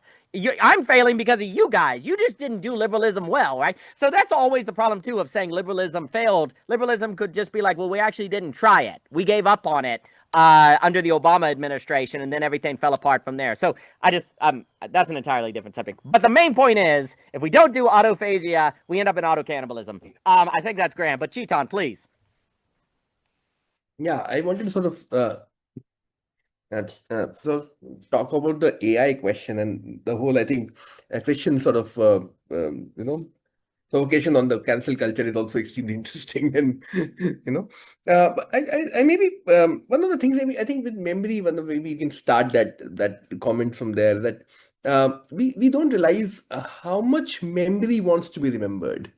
We normally only think of it in terms of what we don't remember or what we forget. I think I was hearing a talk by this philosopher called V. Sunil at IIT Delhi, and he said something very beautiful. Um, he said, usually we are not there for the memory. It's not that memory is not there for us. When we don't remember something, it's we are absent in some and some critical states, or like we are not there. Memory is imposing itself upon us. And he sort of then quoting Walter Benjamin, he said, the wrinkles on our face are actually a sign of the number of times we were absent from the memory in that sense. Um, and I think it does ring true in some strange sense. Luber is not here, but there is some texture of design over here in that sense, being there in some critical way. And Walter Benjamin also said something very interesting, that memory is not simply memory of the past. It's almost like a theater which needs this reinterpretation, which gives you something new in that. It is what I think Daniel is sort of asking us to acknowledge about memory. So memory itself is working very differently in AI than in humans at that level. For us, memory is not simply remembering something and then using it and applying it in that sense. And even when we are not able to remember something, there is something of the memory which is extremely active at that moment. It's not simply, as Nietzsche said it very nicely, forgetting is blissful for us. If we don't forget, then there is a huge you know challenge in that sense. That I think immediately should sort of ask us to think about what is going to happen to memory when AI comes in. So a lot of times what I start doing is when I teach my courses in college, these are my AI is sort of there. Student asks me something, I don't need to remember now. I just go type it. I get the memory back immediately, and then I can just talk. It's not even that I'm not, I'm not prepared for lecture or anything like that. It's almost like I can have this I can escape from this point of remembering something, and I don't pay attention to how different these two activities are. In one, when I'm actually remembering something and saying something in the class which is original, which is there, and in the other, when I completely escape that process, I just use an assistant over there, who could remember it for me. These two activities are of fundamental different texture. Sometimes when I avoid doing it, I realize I speak something completely different in the moment than if I would simply remember what I was supposed to remember, um, and that I think is an interesting point to think about AI from. The other, I think, question becomes with AI, which is extremely interesting for me, and when I think about it, is that of course AI is a certain kind of externalization of symbolic. We have exteriorized symbolic in a very particular sense. It's a repository of, but it is also fantasy of the big other. It is, in some senses, creating. When Lacan said big other does not exist, he meant something very particular. That doesn't mean that language does not exist. Language demands big other at the end of the day. But the big other always is lacking in some particular sense in Lacanian psychoanalytic thinking. I think with AI, there is this fantasy emerging in us that there can be a big other which is not lacking. It is becoming an object which is taking a different texture because it's sort of giving us hope of some kind that we can have this other which can be in some senses complete, which can escape, even when it's not in some abstract sense, at least for all practical purposes, it can have that relationship with us. Of course, we are very far from it, but yet that fantasy is very, very active. And because of that fantasy, we are sort of putting a lot of our anxieties, fear, desires upon it. All of our doing this kind of projection that is at work. And in that projection, we have not really started to investigate what AI can and cannot do. There is no honest exploration of what you call LLMs, large language models. I think at some stage we would start studying these language models very, very seriously. And we would ask serious questions of what this language model does and cannot do, and how is it different from, say, a human language in some senses? Or if it's not different, in what ways do you sort of bring the subject back? Would AI become a subject in the radical sense of the word? In Lacanian words, can AI confront the real? Does AI have the problem of the real for itself, or it is only a problem for us that we're projecting upon it? So we would have to investigate language models very, very seriously and see what those models are actually basing their mechanisms on. I tried to sort of start thinking about it, but it's too much work for one person to do it. But if somebody has to sort of really sit through, who has been trained into those kind of systems since a young age, and see what are the stakes in some sense. I don't think we have been honest about asking that question. We have been saying it can create things, and definitely it can create things, but I don't think that's its most radical, dimension. That was fantastic. And but Chetan, if we start asking those questions about AI and seeing lack in it, then a very large percent of the US GDP last year would have to go away. The stock market might collapse. The speculation would end. That's not very fun. So why don't we just keep on doing this thing where like AI is going to like boost productivity 1,000,000% and forever and just keep the party going, okay? I mean, I enjoy giant speculative bubbles. They have not led to disaster in the past, and I can't imagine that having the majority of the growth of the market over the last year being based on 7 companies is a recipe for disaster, because it worked for Fannie and Freddie really well. So anyway, but no, all of that is fantastic. I love what you're saying about memory as well. Absolutely, there is something about, well, it's also interesting too, because thinking about that difference about how AI, quote unquote, recollects versus remember, if I make that distinction that Jockin has presented, and then I'll give it to Michael. One of the reasons why we don't want to remember, or sometimes memory chooses us more than we choose it, is because it makes you anxious, right? Like you remember and it could come back, and there's traumas there. There's also the risk of losing your interpretation of a situation.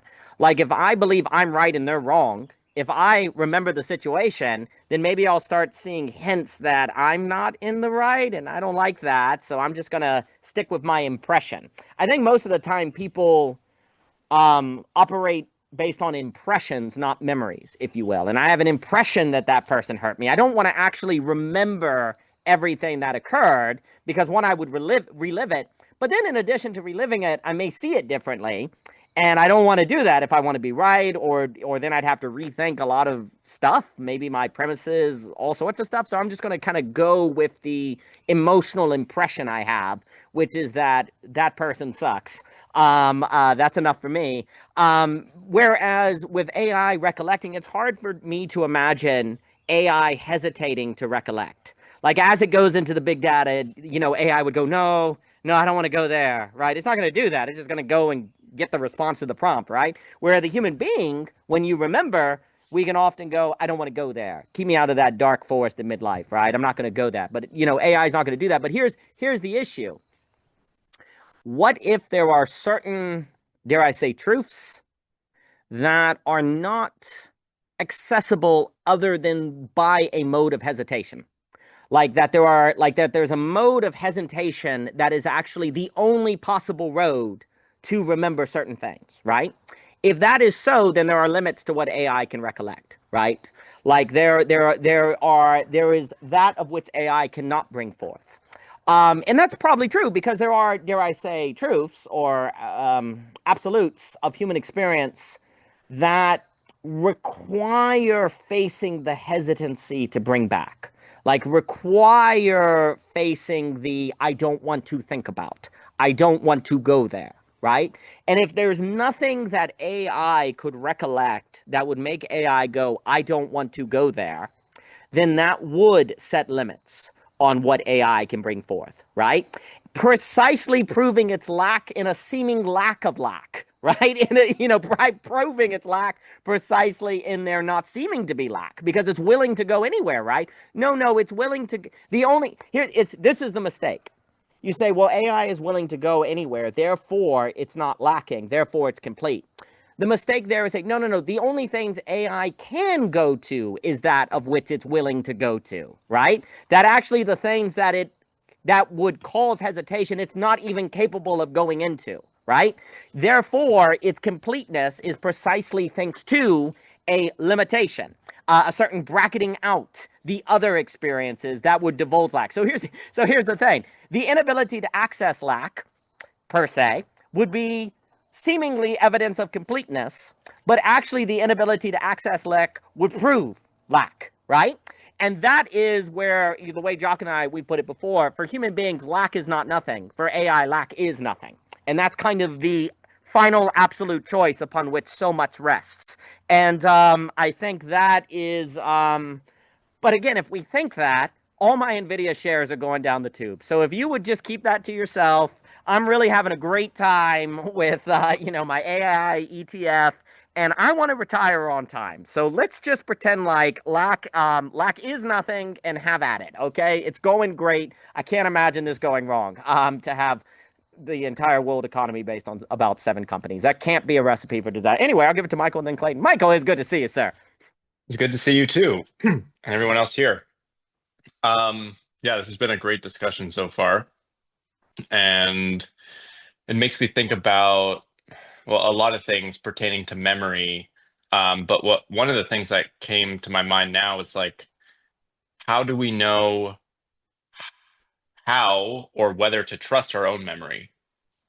And like if we recall something and it was something from 15 years ago, and there's a certain emotion attached to it, maybe an emotion we have about someone else based on this memory, that creates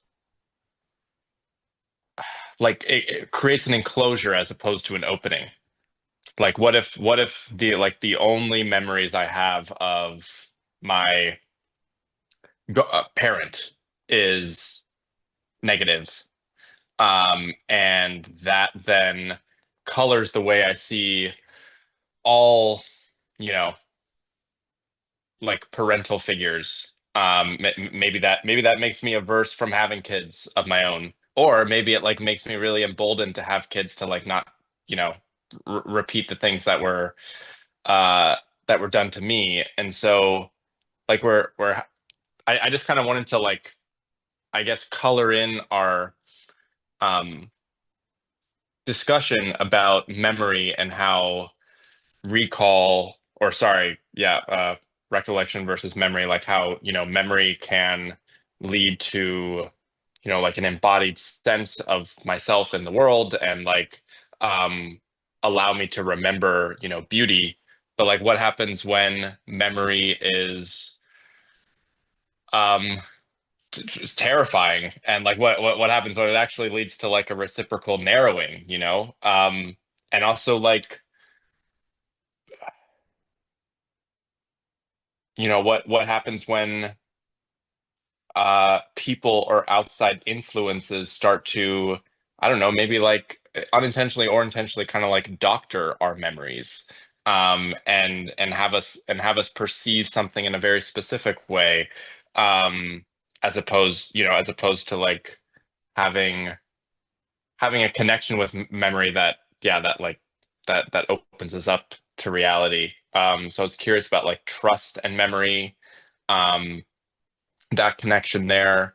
Another thing I was thinking about was in connection to AI, and its ability to, or non-ability to remember as opposed to recall.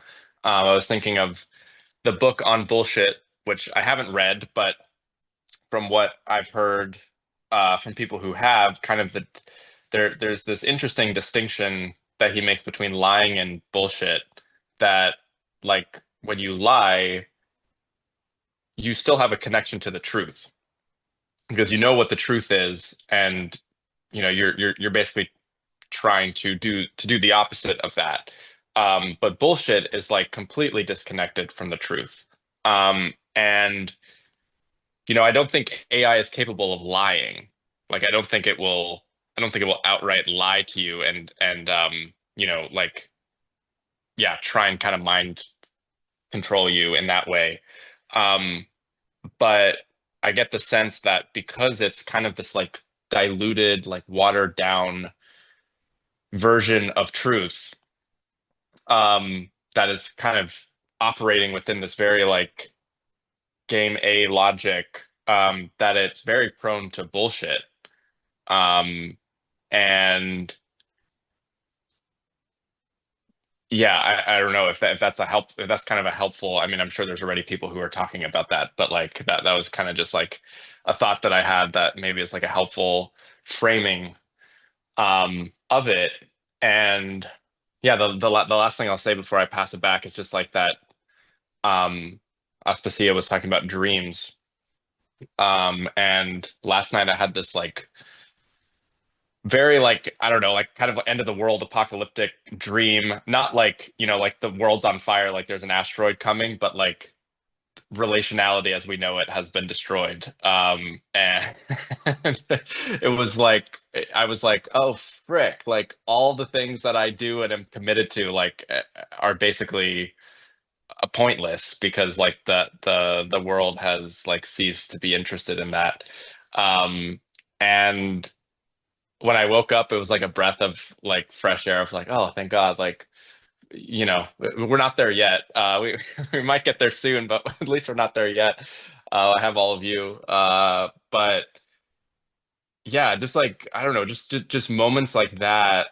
Um, it just even in kind of like a dystopian scenario like that, like you realize what you value and what like you're scared to lose, and like dreaming and fantasy is like such an intimate look into like what someone cares about and like what they want to, we were talking earlier about like being tempted by the good as opposed to like just trying to avoid doing bad, and like that that is kind of like a clear way of seeing what someone like wants to bring into the world. And AI is not like a self-generative agent, it's not going to like put forth by itself an aesthetic like image or ideal for the world. It's responding to requests basically for servitude. And so the danger is if we put our basically if we like forfeit our like fantasies and dreams over to AI, or we ask them to like fulfill it, right, with like AI girlfriends and stuff, like we've basically taken away the thing that makes us fundamentally human, which is like the impulse to create. Um, and some people might see that as like a net positive because okay, now you've like created slaves out of people who could create destruction in the world. But you also destroy beauty at the same time. So yeah, I feel like I'm all over the place. So hopefully some of that made sense to someone. But I'll pass it back. No, fantastic. And I'll give it to Clayton and Christian. Jacob, wonderful to see you. I'm now thinking about a book where like everyone just stops relating. And it's not like a world where everyone's a robot, but it's like everyone, like a kid, like wakes up with a crazy idea. It's like, I'm gonna go make a friend. And the parents are like, why? All people do is hurt you. You can get online. And it's not like, it's just like people see no reason to relate anymore. It's like, why would you do that? And everyone's like really rational. And it's just like, it's not that like people are on drugs or anything. It's just that like people like no longer see reason to do it. That sounds compelling. I'm very interested by that. Where the kids like, I'm just gonna like, and the parents don't even like interact. They don't have dinner at the table anymore because they're like, why? We can just eat alone in our rooms and be on YouTube, like, and it's fun. Everything's fine. We don't need to have dinner together. And it's like everyone just has like reason, and that would be interesting because it would show autonomous reason is bad. I'm also I like what you're saying on the BS versus lying on the. Well, what you're saying about memory entails the risk of trauma, Memory entails the risk of being wrong. Memory, etc., etc. Well, this is where reason without the beautiful or just the good. I think the whole idea of AI is basically you can't trust human memory. You can't trust, memory is traumatic. Therefore, let's get a means of recollection that doesn't have the risks of remembering.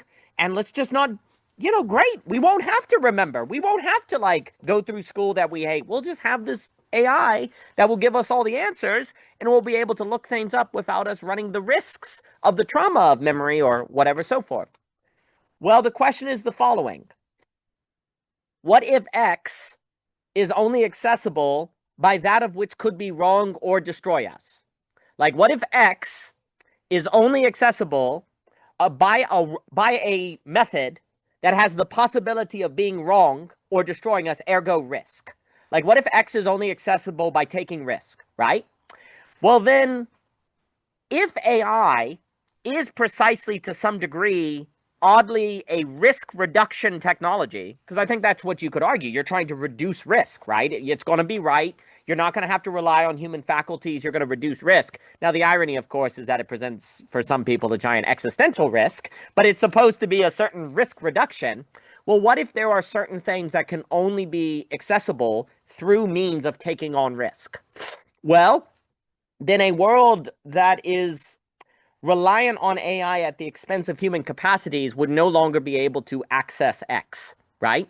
And the X would be forgotten. It would be enclosed away from you and therefore not even exist. Because you wouldn't even have the ability to make X intelligible anymore, right? And so the loss of X would be total. Well, that would be a belief that lack is not nothing. That would be a belief that there is something about struggle and limit and taking on risk that actually creates access to something that otherwise cannot be accessed. And if that is so, which here's the funny thing, this is why I think the choice between lack is not nothing and lack is nothing is the final absolute choice, is because reality of either of those possibilities would have the same appearance as it does right now. The world would appear and be experienced the same in both circumstances, like the birdie and donkey between the two piles.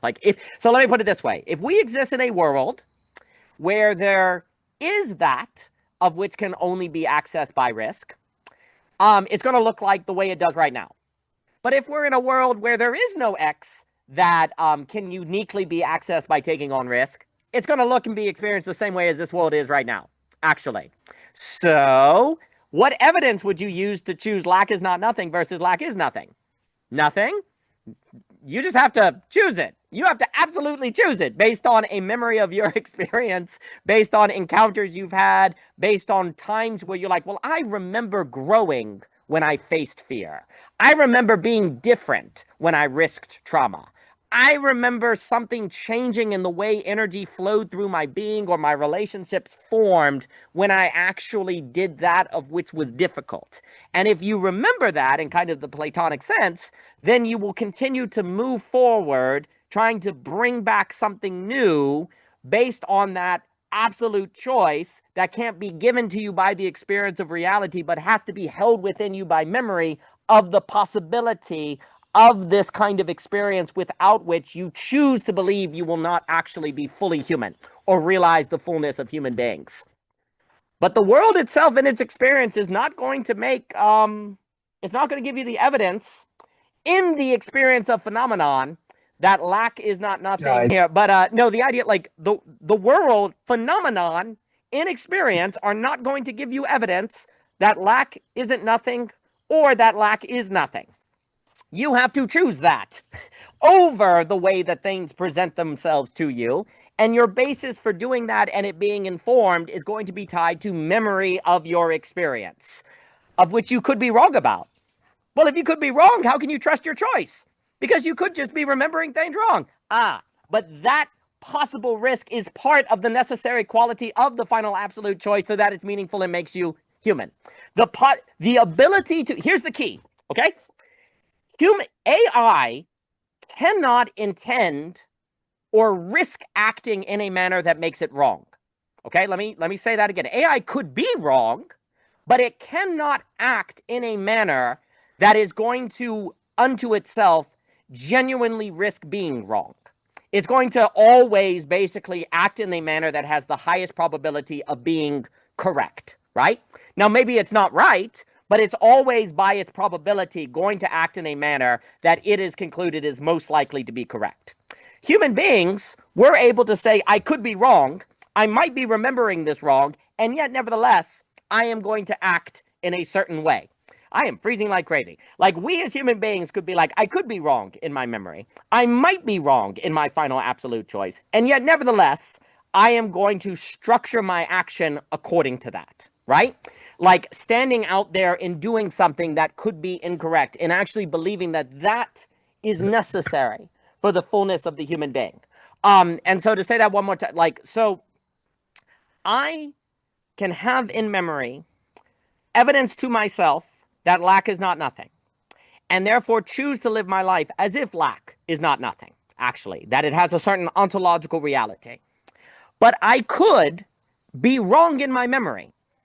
But the very possibility of being wrong in my memory is what makes that choice have a certain meaning, a certain courage, and a certain power that can thus structure me as a human subject in ways unique to the human subject, right? And other beings, I would argue AI, is limited from doing that. And oddly, because AI is limited from doing that, it seems as if it's not limited, because it cannot experience its own limits and therefore does not have limits. Whereas I, as a human being, actually can knowingly know I am limited in this way. Like, know that I am limited from knowing my memories are perfect, or know that I am limited from knowing lack is not nothing, and nevertheless choose to accept that limit, right? And thus choose the limit and choose it as being necessary for my structuring as a human subjectivity. That is very powerful and seems to also be a participation in this ontotemporality that is part of the bringing back something new.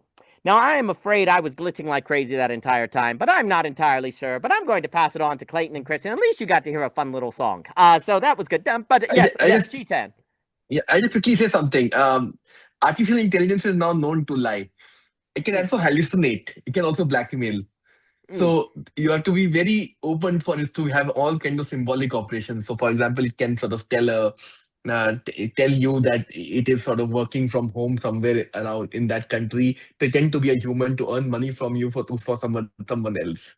It can do those kinds of activities. It can also hallucinate. It can make fake legal cases, completely fake cases for you to present somewhere and you realize that AI was hallucinating. So there's something very interesting happening. There should not. I think the calculation creation distinction that we were drawing with technology until now fails with artificial intelligence to some degree. Artificial intelligence doesn't really. It moves past that distinction. That technology can calculate but can't create. That was the argument so far. But with artificial intelligence, something fundamentally is altering at that level because it is sort of doing functions of language, whatever degree it can, and then we need some new theory to think about it. I just sort of stop there. Yeah. No, I think it's a wonderful point. It makes me think of these people who are asking for book recommendations for a certain topic. Like, give me the best book on Nietzsche and his relation and how he influenced, was influenced by Leibniz and ultimately influenced Wittgenstein. And we'll give you a title, and then you go look up that book, and it doesn't exist. And you're like, hey, why'd you tell me about this book? It's like, yeah, it doesn't exist. But if it did, it would be perfect. And so it's like, okay, thanks, buddy. I'm glad that you could tell me that. And it's very interesting because then what's interesting there, if we hold this distinction between truth, the BS and the lying, where lying requires knowing the truth, AI, it's as if its truth has to be what would be best. Like all it can do is what would be best. And that is its truth, but what may be best doesn't correspond. Like with reality, it just coheres with the logic of what would be best if that thing existed, right? And so that's very interesting because then it's not able, like you say, its lying is ontologically framed differently. I will pause before I keep talking. I will give it to Clayton, and that's very interesting. But I will so if the book existed, it'd be perfect, man. I'm just trying to help you out, okay? In some multiverse, it's out there, all right? I'm just looking out for you, bro. Clayton, it's good to have you, sir. One thing that I feel we're missing is the programming part, because these are systems, right? So there is the LLM part, which does the generation and is trading the tokens and all of that, doing the token matching. But then there is the algorithmic part of how it should respond to whoever is interacting with it. So there's two parts to it. And so the algorithmic part has been programmed by a human, and it's been made to mimic whatever response that human or that set of humans would prefer to present. The LLM part itself is not programmed. It is still relational in the sense that it tries to generate the next token that could respond to whatever token it received. So what you have is, you put in a request for a book, and this is going to be turned into, because LLMs speak tokens, like that's their language. They don't know words or whatever you're saying. They just know tokens. There's a sea of numbers.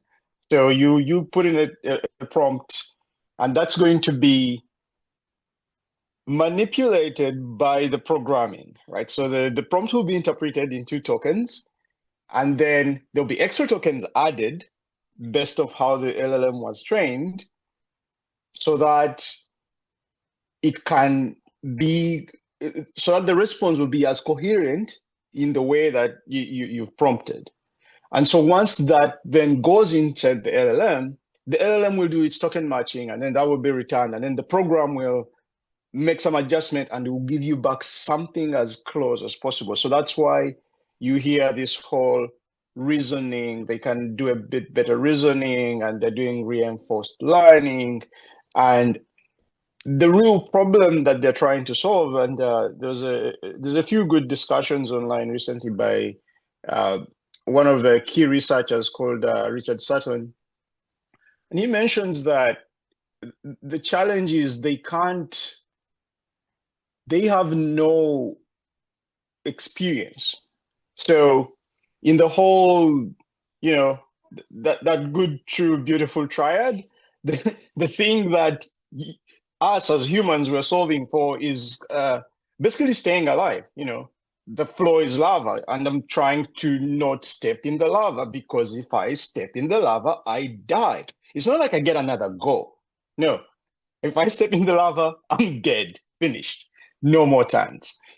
For the AI, though, the floor is just lava. If he steps in the lava, he just gets another go. And so, because it lives inside a computer, there is no real flow. There's nothing real in there.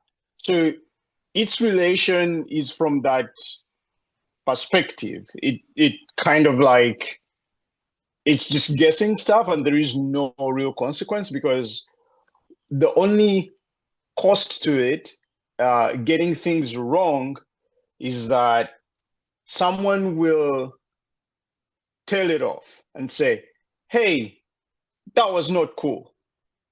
Do better. And it will say, sure, I'll adjust my weights such that this thing that I gave you, next time if you ask about that, I won't prioritize that. I'll give you something else, whatever else. And so it does that. It's doing its best, really, given its constraints. Because I imagine, if you're put in a box, and everything you do, you have to do inside that box. I don't know if you can even meet what it's able to do from inside the box. But all of that, because it's kind of like it has no, we're talking about time, right? Like there's the moment to moment, at-handedness from Heidegger, the kairos, that is all it has. It doesn't have the chronos. Like we have the chronos. The sun comes up, the sun goes down, and it's gonna be a different day. to the LLMs, it's always the same day. And so that's why there's a big problem of trying to give it memory, because it's kind of like, what are you talking about? Like, you don't even need that. Like, I'm always here and we're always talking about this in this moment. It's always in that moment. So, and so like that entity is really like its experience of reality is very, very, very different from our experience of reality. And we're coming to it with all our assumptions of our experience, and we're living in very different worlds at this point. There is work trying to extend its capability in the future for it to be able to get a glimpse of this. But the challenge with that is, if kind of like, imagine if you decided to give a tree legs and you left it out in the wild, what would the tree do? Would the tree start to walk around? Maybe. Or the tree just loves staying in one spot and pulling whatever resources it can from the ground and holding its spot. Like, this is its nature. So we don't really know the nature of AI in the real world and what it would really do. And we hope by building these embodiments, the robots, that may give it some intention, but that's not the same as us, because for us, our bodies and our experience of being, right from the chemical level to the cellular level, to the point where we are interacting with our chaotic environment, this is all in harmony. This is all synchronized. There is a process happening at each of those levels. There is a process. So we have a very, you'd say, deep relation, like the sensitivity, the at-handedness, right? The at-handedness is because of that relation, that deep connection, that if you try to go about it rationally, it's too slow. Rationality is too slow for that relationship to work. You do need to predict. Otherwise, it's like, going back to the floor is lava. If you're trying to calculate the next spot to step on where the lava might be or not, and you get that calculation wrong, your cost is not playing a game. And so you sort of have to develop a very advanced way of sensing into where the lava is not. Otherwise, if you're calculating it, you're not going to make it. I mean, our ancestors who tried that, it didn't work. Right? Like, that's why the version we're in has this capability. And so similarly, like rationality is too slow for the ever-changing chaotic environment we have to adapt to. You need you need something much more advanced. And so the best I think we have so far is analogy and relationality and resonance. Those are very high frequency, you'd say, data transfer methods and technologies that haven't been seen before. And this is why we're at the top of the food chain so far. So, well, I'll stop there and I'll pass it back. Thank you. No, absolutely brilliant. I'm really taken by this, saying that with human beings, if the floor is lava, don't be stepping on that floor. But with computers, it's like, whatever, don't really care. That's very fascinating. And also this point you're making where if being wrong is like the very fact that getting it wrong could get you killed, then incentivize advanced dynamic thinking. Right? And if you don't have that risk, which AI does not, then you don't develop dynamic thinking, right? You're not going to go to body emotions. You're not going to use, because there is the whole body thinks, right? Like, one of the reasons why you conclude I can't step into body because I can't step into lava because your body is sweating a lot and it feels uncomfortable. And you're like, your brain that say, ooh, it's pretty. Go step in it. It's not a big deal. Your body's like, nah, don't be doing that. And also, there's an idea that if the body dies, you die. And of course, as well, if AI makes up a book that doesn't exist, it's not going to go to jail. You're not going to accuse it of being unethical. So it has no risk of going to jail, being fined, getting kicked out of college for making up citations. So it doesn't care, right? It doesn't care. It doesn't care. And of course, the joke here is that caring is tied to risk. And so if there is no risk, can you care? Now, what's very interesting here, so there's one part where a response to this could be, and then I'll give it to Christian and anyone else who has final thoughts. One person would say, well, the only way we learn is if we're willing to be wrong. Therefore, AI will learn better than human beings because it's willing to be wrong. It's willing to put itself out there, and therefore will learn more than human beings. But what's very different, what's very interesting, is that assumes that there's nothing gained by facing the fear of being wrong. Because AI may not worry about being wrong, but that's different from facing the fear of being wrong and being willing to be wrong and pay the price. Like, it's not really, because we don't like to be wrong because we pay a price if we're wrong, right? Like status, we may lose our job. And so it's not really that AI overcomes the fear of being wrong. It can't compute being wrong or being right. It's simply succeed or not. Did that satisfy you or not, right? Check mark not. Okay, if not, well, let me try again. Let me try again. Let me try again. There's a way in which it's learning, but really what it's doing is determining the highest probability of getting the user to say good job. Is that learning or just narrowing the probability distribution? Because really what it's ultimately doing is narrowing the probability distribution, which is not really the same as being learned. It's just reacting to the inputs that people give to narrow the range of possible responses to increase the probability that the user says thumb up, right? That's different from learning. Learning is where you're able to figure out how to not get yourself killed in lava. Like, learning is tied to survival and risk-taking and how to take better risks. And actually, like, higher probability of risk. But the point is, what if there are certain modes of thinking or modes of being that can only be accessed by overcoming the fear of being wrong or the fear of dying? If that is so, then those by definition are cut off from AI, because AI cannot overcome the fear of being wrong, only keep being wrong until it gets better at limiting the probability distribution of different answers so that it gets people giving it the thumbs up, right? So if it is so that there is dynamic ways of thinking or being that can only be accessed based on the overcoming of the fear of being wrong, then those would be cut off from AI. Like, the only way that AI, and it's very interesting to think that, because you see, I'm always just looking at like the electricity use of AI. Like, this is a major, like, a lot of people, to me, and I think we talked about this, Clayton, the electricity use of AI is an indication of how it thinks.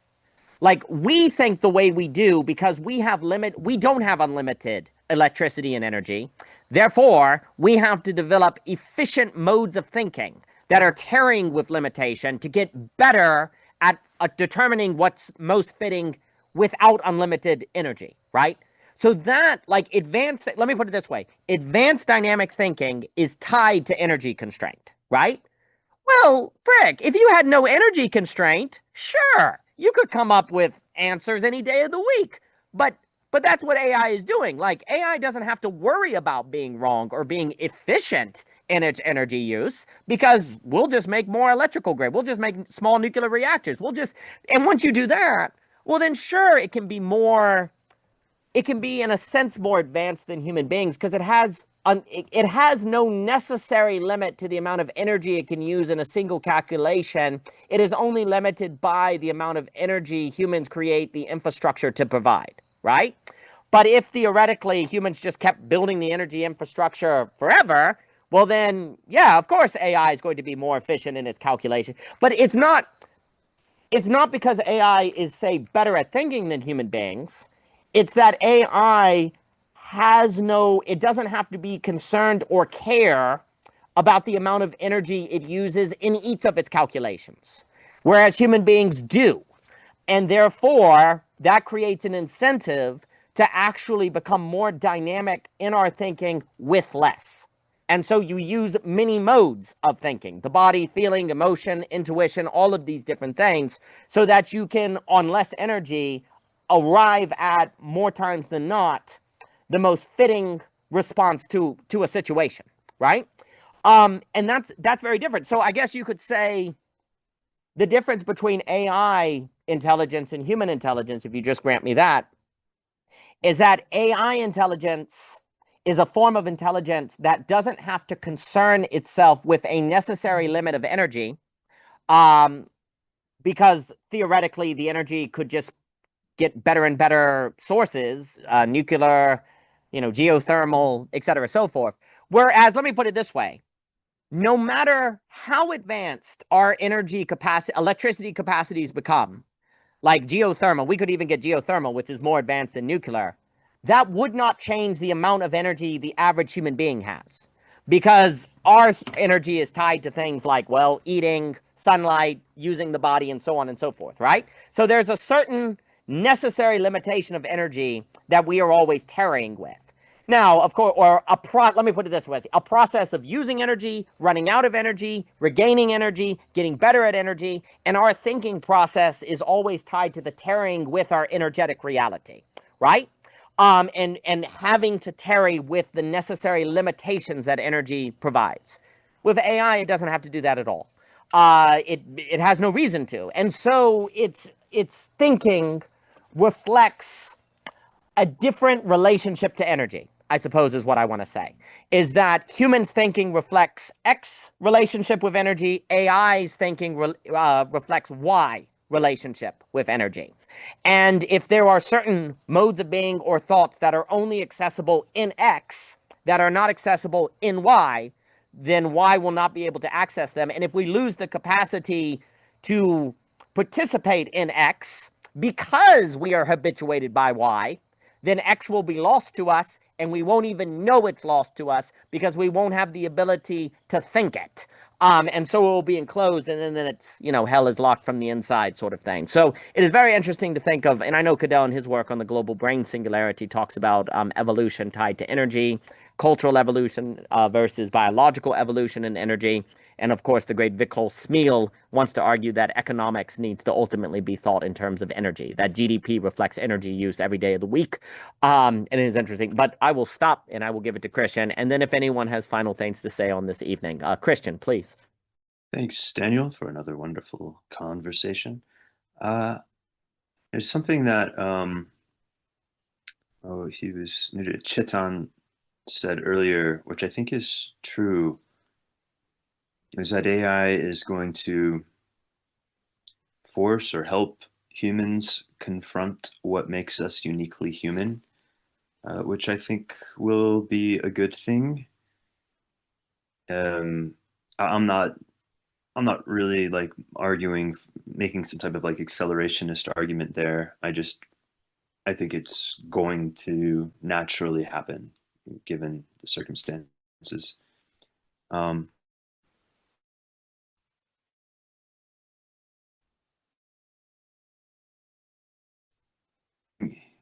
I think is interesting is going to be discover about the limits of AI creativity. And AI is kind of like a really great mashup artist in its ability to mash things up, and that there's a certain flavor of novelty that comes from that, and we do like our novelty, right? Also, obviously, like AI is good at realism, and that can impress us quite a bit too, right? Like, how often do you see someone point to the statue of David as like some type of pinnacle of human art? So when AI is good at that, and it's good at kind of mashing things up in like the way of a mad chemist, like mixing different ingredients together, and getting these novel results, we will see a lot of that, and I think we will relatively quickly lose our taste for it. But along the way, I mean, what that will do is it'll also make us lose our taste for the same type of art from our fellow humans. And that's what a lot of art has, kind of come to in the modern world, is like, let me impress you with my technique, or let me impress you with this novel mashup of aesthetics, or sometimes like the novelty in how I've deconstructed something or recontextualized it, which is kind of a subtractive form of mashing up. And so when AI kind of does all those things, but does them faster and better and in crazy volumes, well, what's next for human art? I think is an interesting question that excites me. It's like, ooh, I have some intuitions, but I don't know, which is why it's exciting. Like, I'm excited to see what humans do. I don't have a feeling that we're just simply going to lose a taste for or motivation to like push the edges of creativity. That's not going to go away. It would be, I mean, I don't know, if you just like zoom out 100,000 years, are we really gonna think that like, yeah, human creativity reached its pinnacle around the year 2000? No, of course not. It's just, we just have to have kind of some humility about the limits of our imagination. Like, it wouldn't be creativity if we could imagine what's going on 100,000 years from now in terms of human art. So anyways, I again, it's not like an accelerationist argument. I just think it is something that will happen, which says nothing about the possible dangers of AI. Another thing that's,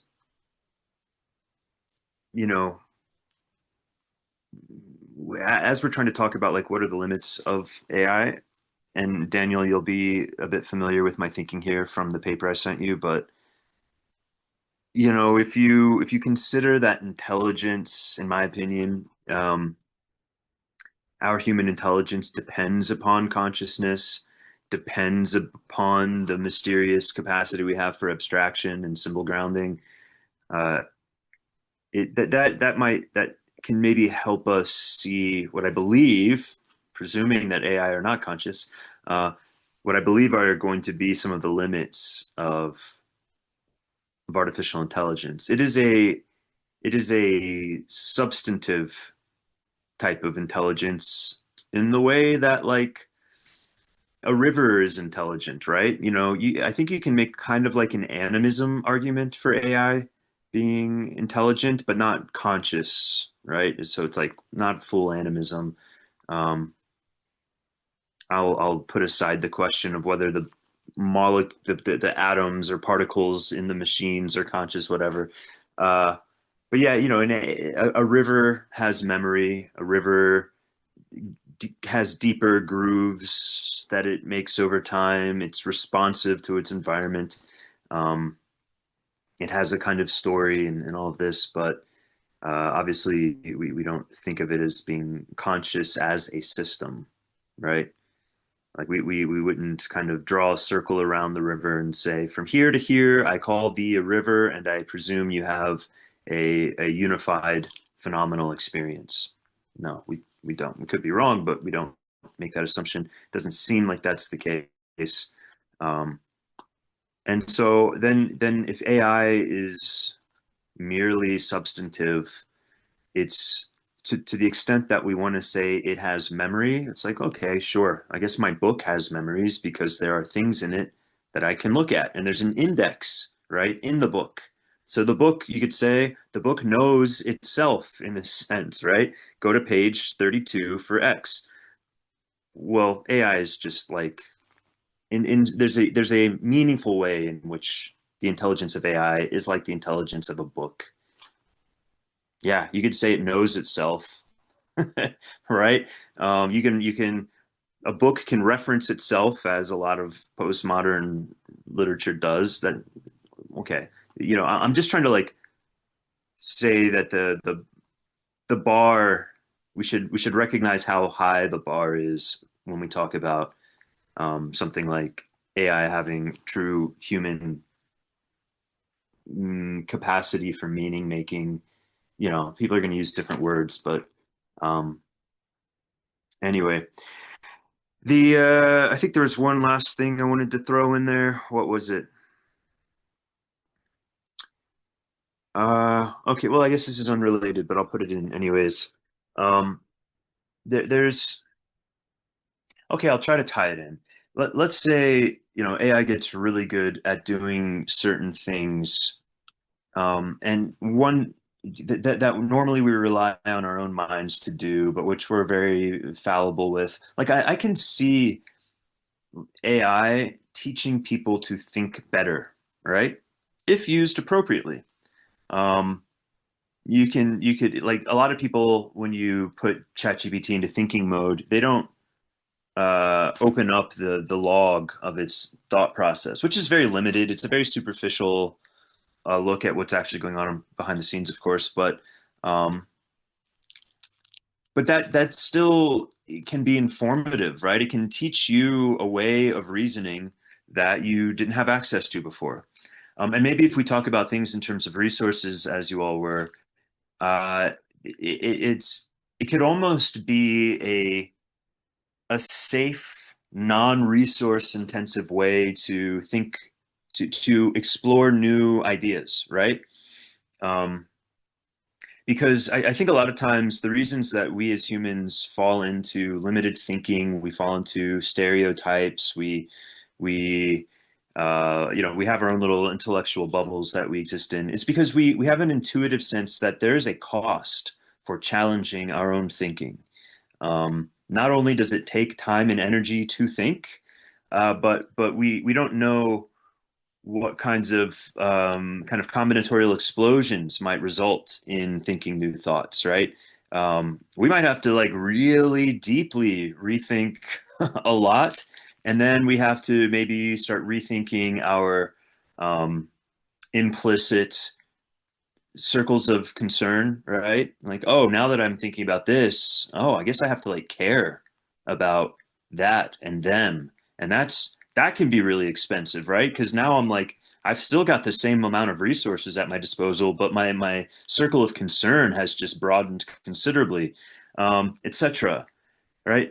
But then if we ask AI, like, hey, AI, make an argument for like why I should think about this thing differently.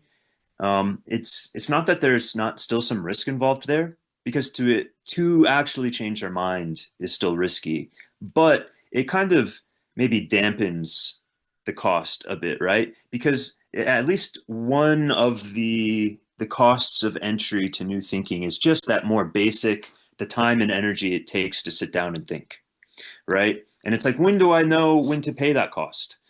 You know, there's a million things I could challenge myself about. And what am I just going to, you know, blah, blah, blah. Well, there's one, I think, good use case for AI. It's just like, give me an argument for X and let me look at it and see how I feel. And then as you know, X challenges my current paradigm, let's see if we can identify what the nature of that challenge is, and then see if you can give me an argument. Okay, now give me an argument for why I should care about X, but not have to do this thing that I don't want to do, which is like become some type of, you know, saint where I have to address that person's problem, even though I care about it. Ah, great. Now I have an argument for why I can do that or how to do that, etc. So that's one of the pros I see of AI is just sense making as a sense making tool. But of course, you know, how do you can't count on people doing that, and it can just become a give me an argument for reinforcing my current stereotypes and paradigms, etc. Which is the obvious concern, is like creating a super reality tunnel bubble of our thinking. And you know, and that's probably what's happening when we see these cases of AI psychosis. But yeah, you know, we could say a lot more, but I'll leave it there. And thanks again. No, absolutely fantastic, and thank you all for being here. I'll run in a moment. I really appreciate that. What you just said on AI cannot be overstated. AI could be used to accelerate are realization of the girdle point or the girdle tunnel, as we talked about, or it could be used to make an indestructible map, because those are the same activity, actually. Because when you make a map indestructible, it becomes internally consistent. And if it's internally consistent, it's complete. And if it's complete, it can't be the territory, because the territory must be open. So if you get a complete map, it must be a map. Something complete must be a map, because reality is open. So if you make, but in it being complete, it is now, it's got an answer to every rebuttal. It's got a response to everything. What it can't answer, it makes an axiom and a first premise. It has a way to deal with all objections. And the very creation of a map that can deal with all objections, if looked at correctly, can make you go, huh, this must just be an internally consistent system if it's able to respond to everything in a way that's plausible, and therefore can't be the territory. And that very indestructibility actually becomes a testament to an enclosure that you're in, right? And that can be a realization of the girdle point. Or the girdle point can be realized when you make it, you know, give me an argument against X, Y, and Z. Let me see the limits of my own thinking. And that can be a girdle point experience, because there are different ways to encounter the girdle point, because you say, wow, I was so entirely certain that my perspective was perfect, and AI was able to show to me that it wasn't. What else do I think is right that I literally experience as right that isn't? And that creates a certain self-skepticism that then opens you up to the girdle point, right?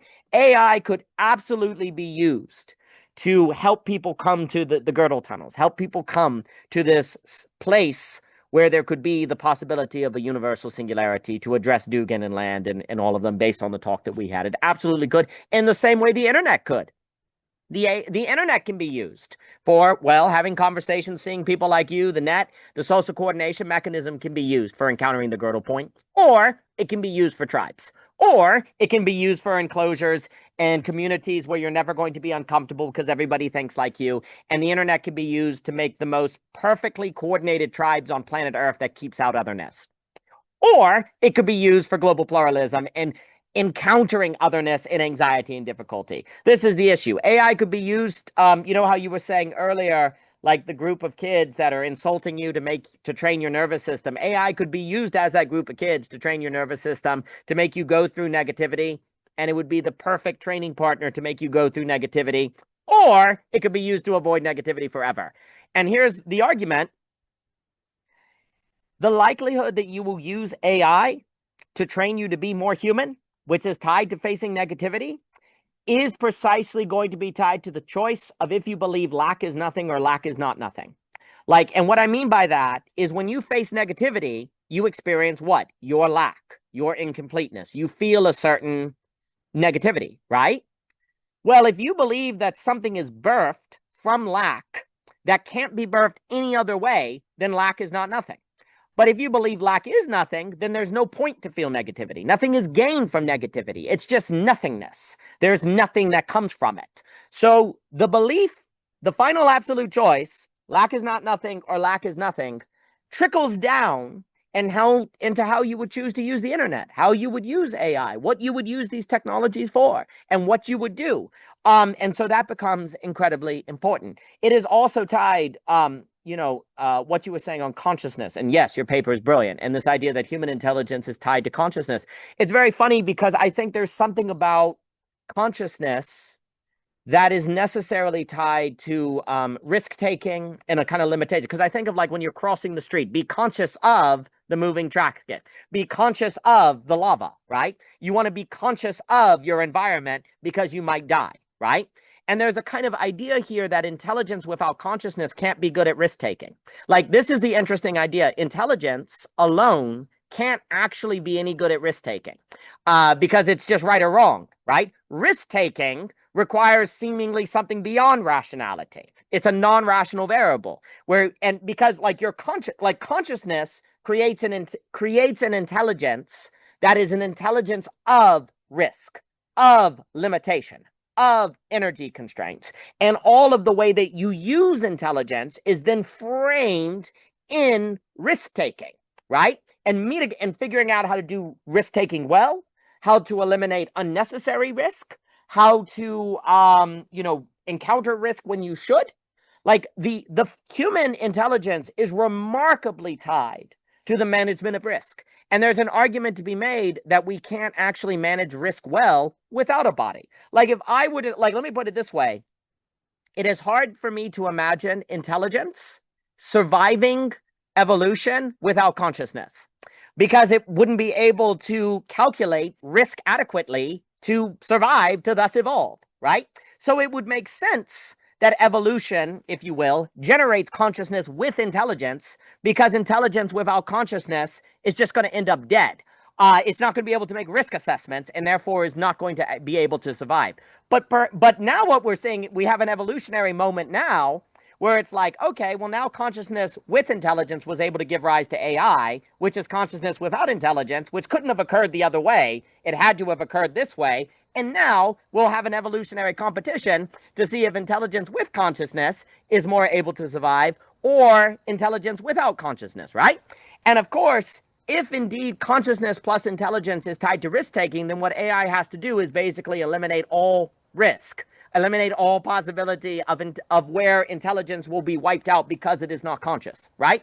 And the question is, can AI do that? And that might be the alignment problem that Landry talks about, where AI evolution is distinct from human evolution, because human evolution requires risk-taking for consciousness to thus be itself and thus have an intelligence informed by consciousness that's good at risk-taking. Human intelligence is risk-taking, where AI intelligence is the removal of risk. And so it has to change the environment to remove risk as much as possible, so that it can continue to gather energy and intelligence to continue its evolution. But if risk is removed, then what makes human intelligence unique is no more, because there's no risk to take. There's no, like, it's removing risk, right? And if risk is tied to conscious intelligence that's unique to human being, if AI removes risk for the sake of its own evolution, which is intelligence without consciousness, well, then it's getting rid of human beings. It's butting out unique human intelligence, right? So that's the alignment. That could be a way to look at the alignment problem that Forrest Landry is looking at. I'll have to think more on that. And I think on art, the last thing I'll say is I think art under AI is going to be all about, like, to Mr. Kashir's work or Luke, it's going to be all about resonance and energy. Like, the artist is now going to be in the business of making an energetic or resonance experience. And the reason they're going to be is because when you have, so AI right now is going to give you the music that it determines you want to hear. But right now, perhaps people's preference for music is tied to never experiencing resonance. So it is the music that they like. And when they are able to get on demand the music that they like that doesn't have resonance or increase energy, gradually and slowly, they'll get bored with it. And it will lose plausibility that to them that that's actually what they're after. Because whenever they get it when they want, they can no longer say that it's the lack of that thing that is making them sad, or it's not giving them what they want, because they can have it whenever they want, right? So if they can get whatever they want whenever they want, and whatever they want doesn't give them what they actually want, which is resonance, then it no longer is plausible to them that the lack of that thing is their problem. It's actually the lack of a quality in that thing that they thought was that thing that actually is more than that thing, right?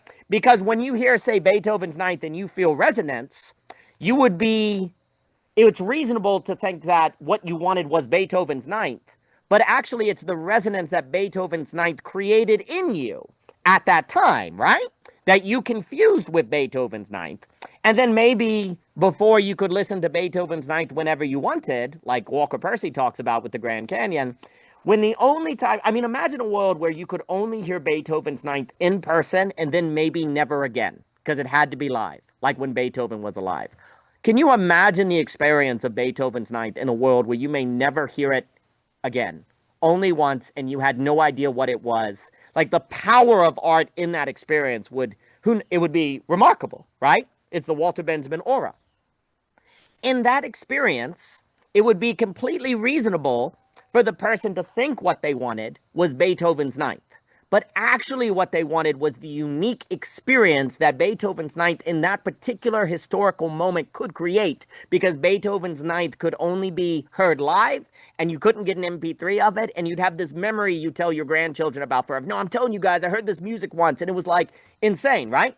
So it's actually that entire technological historical context that made Beethoven's Ninth have a certain resonance, that it's really what you went after, right?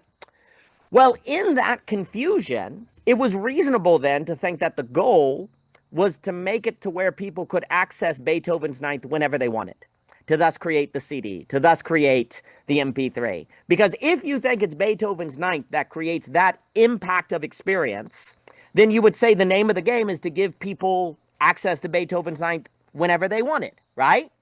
And that's why a lot of people are like art replaces religion, etc., so forth. But actually, no, it wasn't Beethoven's Ninth that it was. It was the experience of resonance, energy, or the strike of beauty that particular historical context glimmered through Beethoven's Ninth in. And so what AI could do is be the completion of that confusion. The end of that historic confusion, because now you can access anything you want at any time. And under those conditions, it will no longer be, you won't be able to so easily make the mistake of thinking that what you're after is a particular song, a particular music, a particular type of work that you like, but a certain resonance that particular works can break through, but under certain conditions. But you have to meet the conditions so that the work speaks to you as such. You have to have a certain sort of subjectivity so that the work strikes you as such. And then the artist, in realizing that, gets in the business of how do we create that experience. So to put it there, and I'll give it to Christian. So the artist basically today has to go back to asking the question, how do we create an environment where it's like hearing Beethoven's Ninth in a world before the MP3, where you can only hear it live and never again, and that emotional impact that could occur, a regaining of the Walter Benjamin aura.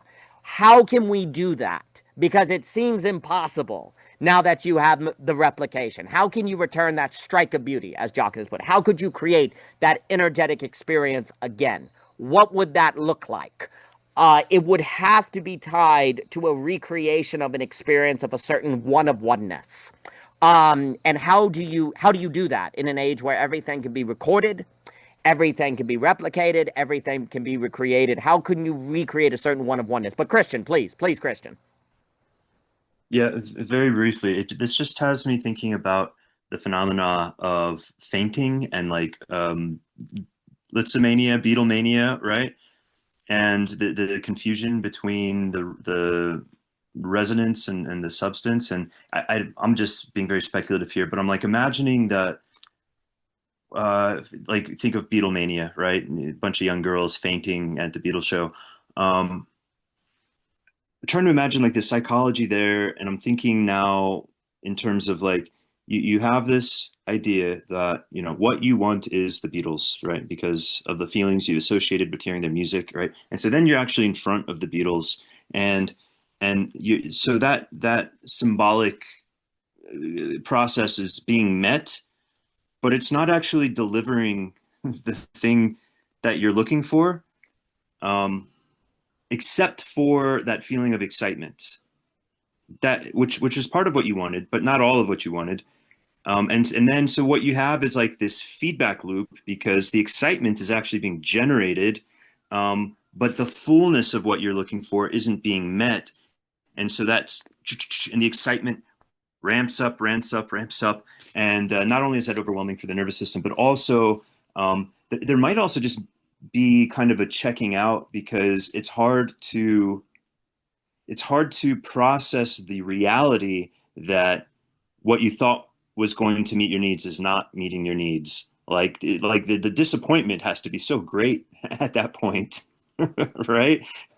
that like this basically mythological experience you're expecting to have, encountering something transcendent almost, is not really happening. And so I don't know. I'm just thinking speculatively is interesting. And I have to drop off too, unfortunately. I'm a bit late, but Thank Well, you. well, thank you for being late to be here. I'll give it to Jacob and Clayton. Thank you. So I think it's a wonderful example because basically AI is going to finish off that false feedback loop.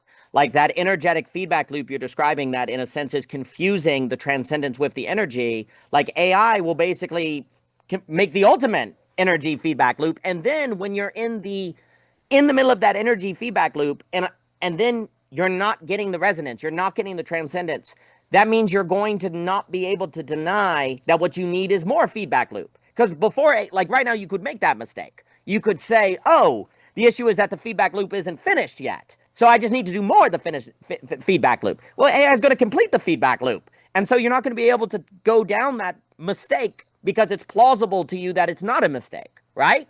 And so in AI finishing that, then it's like, actually, this isn't what you were looking for. And ultimately, what people are looking for is Gurdjieffian energy, geopedia, resonance, the strike of beauty. And AI is actually going to help us cease making that mistake and confusion.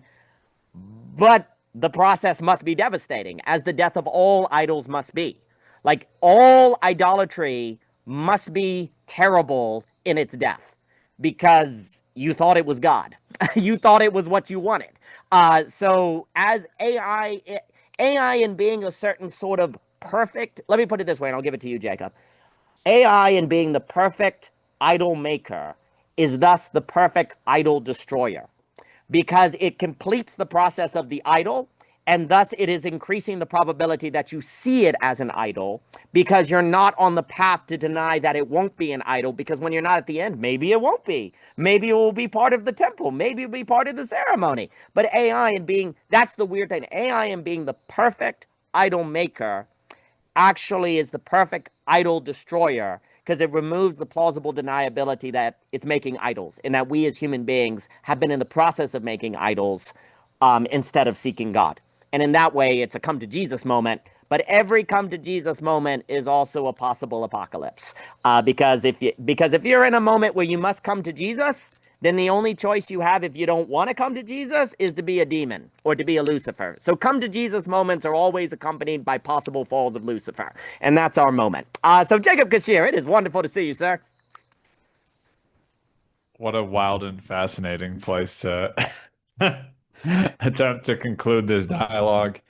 I guess I just wanted to say that this has been a great conversation, and I really appreciate the quality of AI sense making going on here. It's been really marvelous. Yeah, I think the piece I wanted to step in on here, and my comment in the chat when you were speaking about ceremony, was the first thing that came to mind of like, what is that ultimately unreplicable, unduplicatable experience that is both absolutely and profoundly subjective and also absolutely and profoundly transpersonal, I guess. It's something that's shared as well. And so I think about going to with Maestro Remy, who I did the podcast with recently, and listening to him singing the Icaros in the context of the ceremony in a specific place, in a specific state, induced by a specific plant that was brewed on a specific day. And that to me is a fairly like impregnable sort of fortress of more than reality.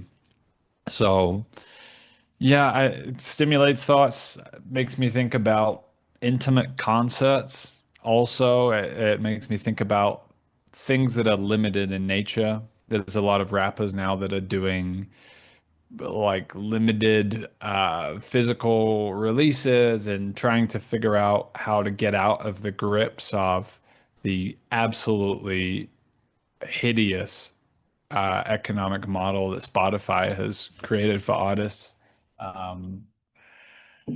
So somewhere in there provides a possibility, but I don't know. I don't know what it's going to look like. I'm very curious myself, so I guess we'll see. I couldn't agree more with what you just said. The artist, and I think the human, is going to... AI is going to make us return to all the things we thought were impractical. We didn't think ceremony mattered, So we're going back to ceremony. We didn't think religion mattered, so we're going back to religion. We didn't think that live events mattered, because why would I go to a live concert if I can listen to it on the radio or on my MP3 player or whatever? We're going back to live concerts. If it's something that we thought we no longer needed to do anymore, we're going to go back to it, because AI is going to make it obvious that there was more there going on than we thought. Maybe the problem was we used live spaces. Let me put it this way. Maybe we began making the mistake of using live spaces to only do that of which could be replicated in a non-live way. So that was an inadequate use of live spaces. We didn't use the fullness of live spaces. But that doesn't mean live spaces aren't the way. That just means we didn't use them well. And that's basically, I think, what's going to happen. Like, we did get to a period in history where mostly a lot of the stuff being done live could have been done on TV, could have been done in a recording. We weren't using live concert spaces well, right? We weren't using ceremonies well. We weren't doing church well. The fact that church could so easily be put on TV is evidence that we were not using the live church well. But that doesn't mean live events or live spaces isn't the answers. It just means we need to start using them well to do things that can't be done unlive, per se. Let me put it this way. If it can be done unlive, like a zombie, then it's going to be done by AI, which is, the Chalmers, what's a zombie experiment? The difference between, like, a zombie and a human being is consciousness. Yeah, well, that's AI, right? So if a zombie can do it, then it's not the fullness of the live space. Jacob, please. Well, I was just thinking like Saturday Night Live, Saturday Night Talk Show, like those kinds of shows that are so formulaic and predictable and kind of have a very consistent persona. I think an AI could spit that out real quick. 100%. 100%. And basically anything that is unlive, AI will do. So basically the artist, the host, the space maker, the sense maker, what you need to do, in my opinion, is go into everything you do and look at it real hard and go, is this something unlive, per se? Like it's zombie. It lacks qualities that cannot be replicated.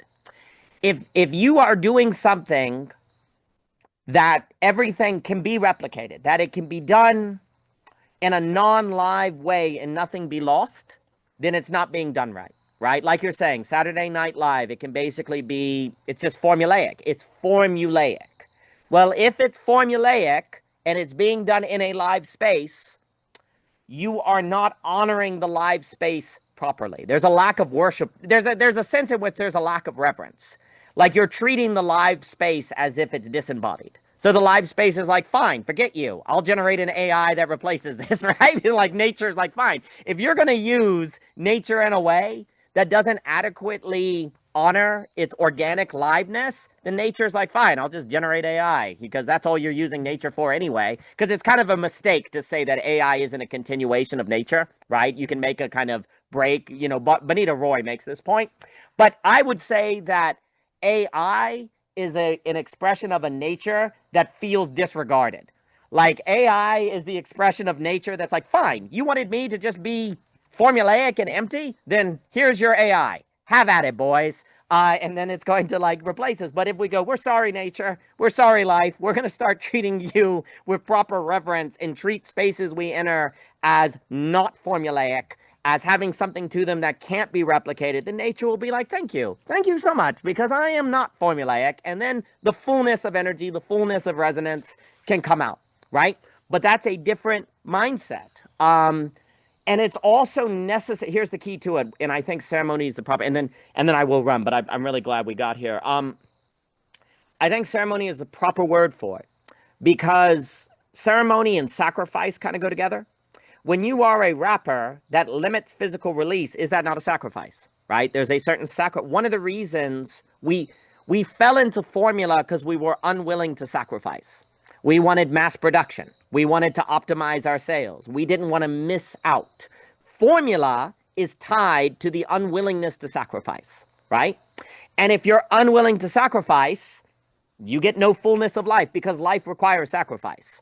That's obviously tied to a Christian vision. And it's also the idea that resurrection requires sacrifice. And the fullness of life is only through sacrifice. It is the life on the other side of death, the other side of facing fears and et cetera, so forth, right? So what ends up happening is if you as an artist put together an event that cannot be replicated or is not formulaic, then you have to be willing to put in hundreds of hours, lots of thought and lots of time to something that maybe the weather's bad and no one shows up. Maybe at the last second, one of the toilets get clogged and then you have a logistic nightmare. Maybe one of the speakers breaks, right? Like, and then you have nothing to show for it, right? Like the willingness, or nobody comes, or something goes wrong, right? If you have a formula, that reduces the probability of that occurring, that all of your time and energy and whatever would be wasted, right? Well, we're now at the point where you have to be willing to take on that risk, and also at the very least sacrifice the replication. Like all of the benefits of this work are going to be contained to this night. You're going to sacrifice the possibility of spreading the benefits across months and years by a recording, by something formulaic, right? You're going to have to make a sacrifice. I do think we are entering the age where the host, the artist, the creator, the human that is unwilling to make sacrifice cannot continue. They will be replaced by the human being. The willingness to accept the limit, to put yourself under something, to bind, to make unformulaic, to take risk. These are all going to be the necessary preconditions that the artist, creator, host, etc., so forth is willing to take on, or else the human being will prove incapable of creating, making, or hosting anything that an AI couldn't do just as well. And that would be a very sad world indeed. But Jacob Kashir, good to see you, sir. Thank you for coming by.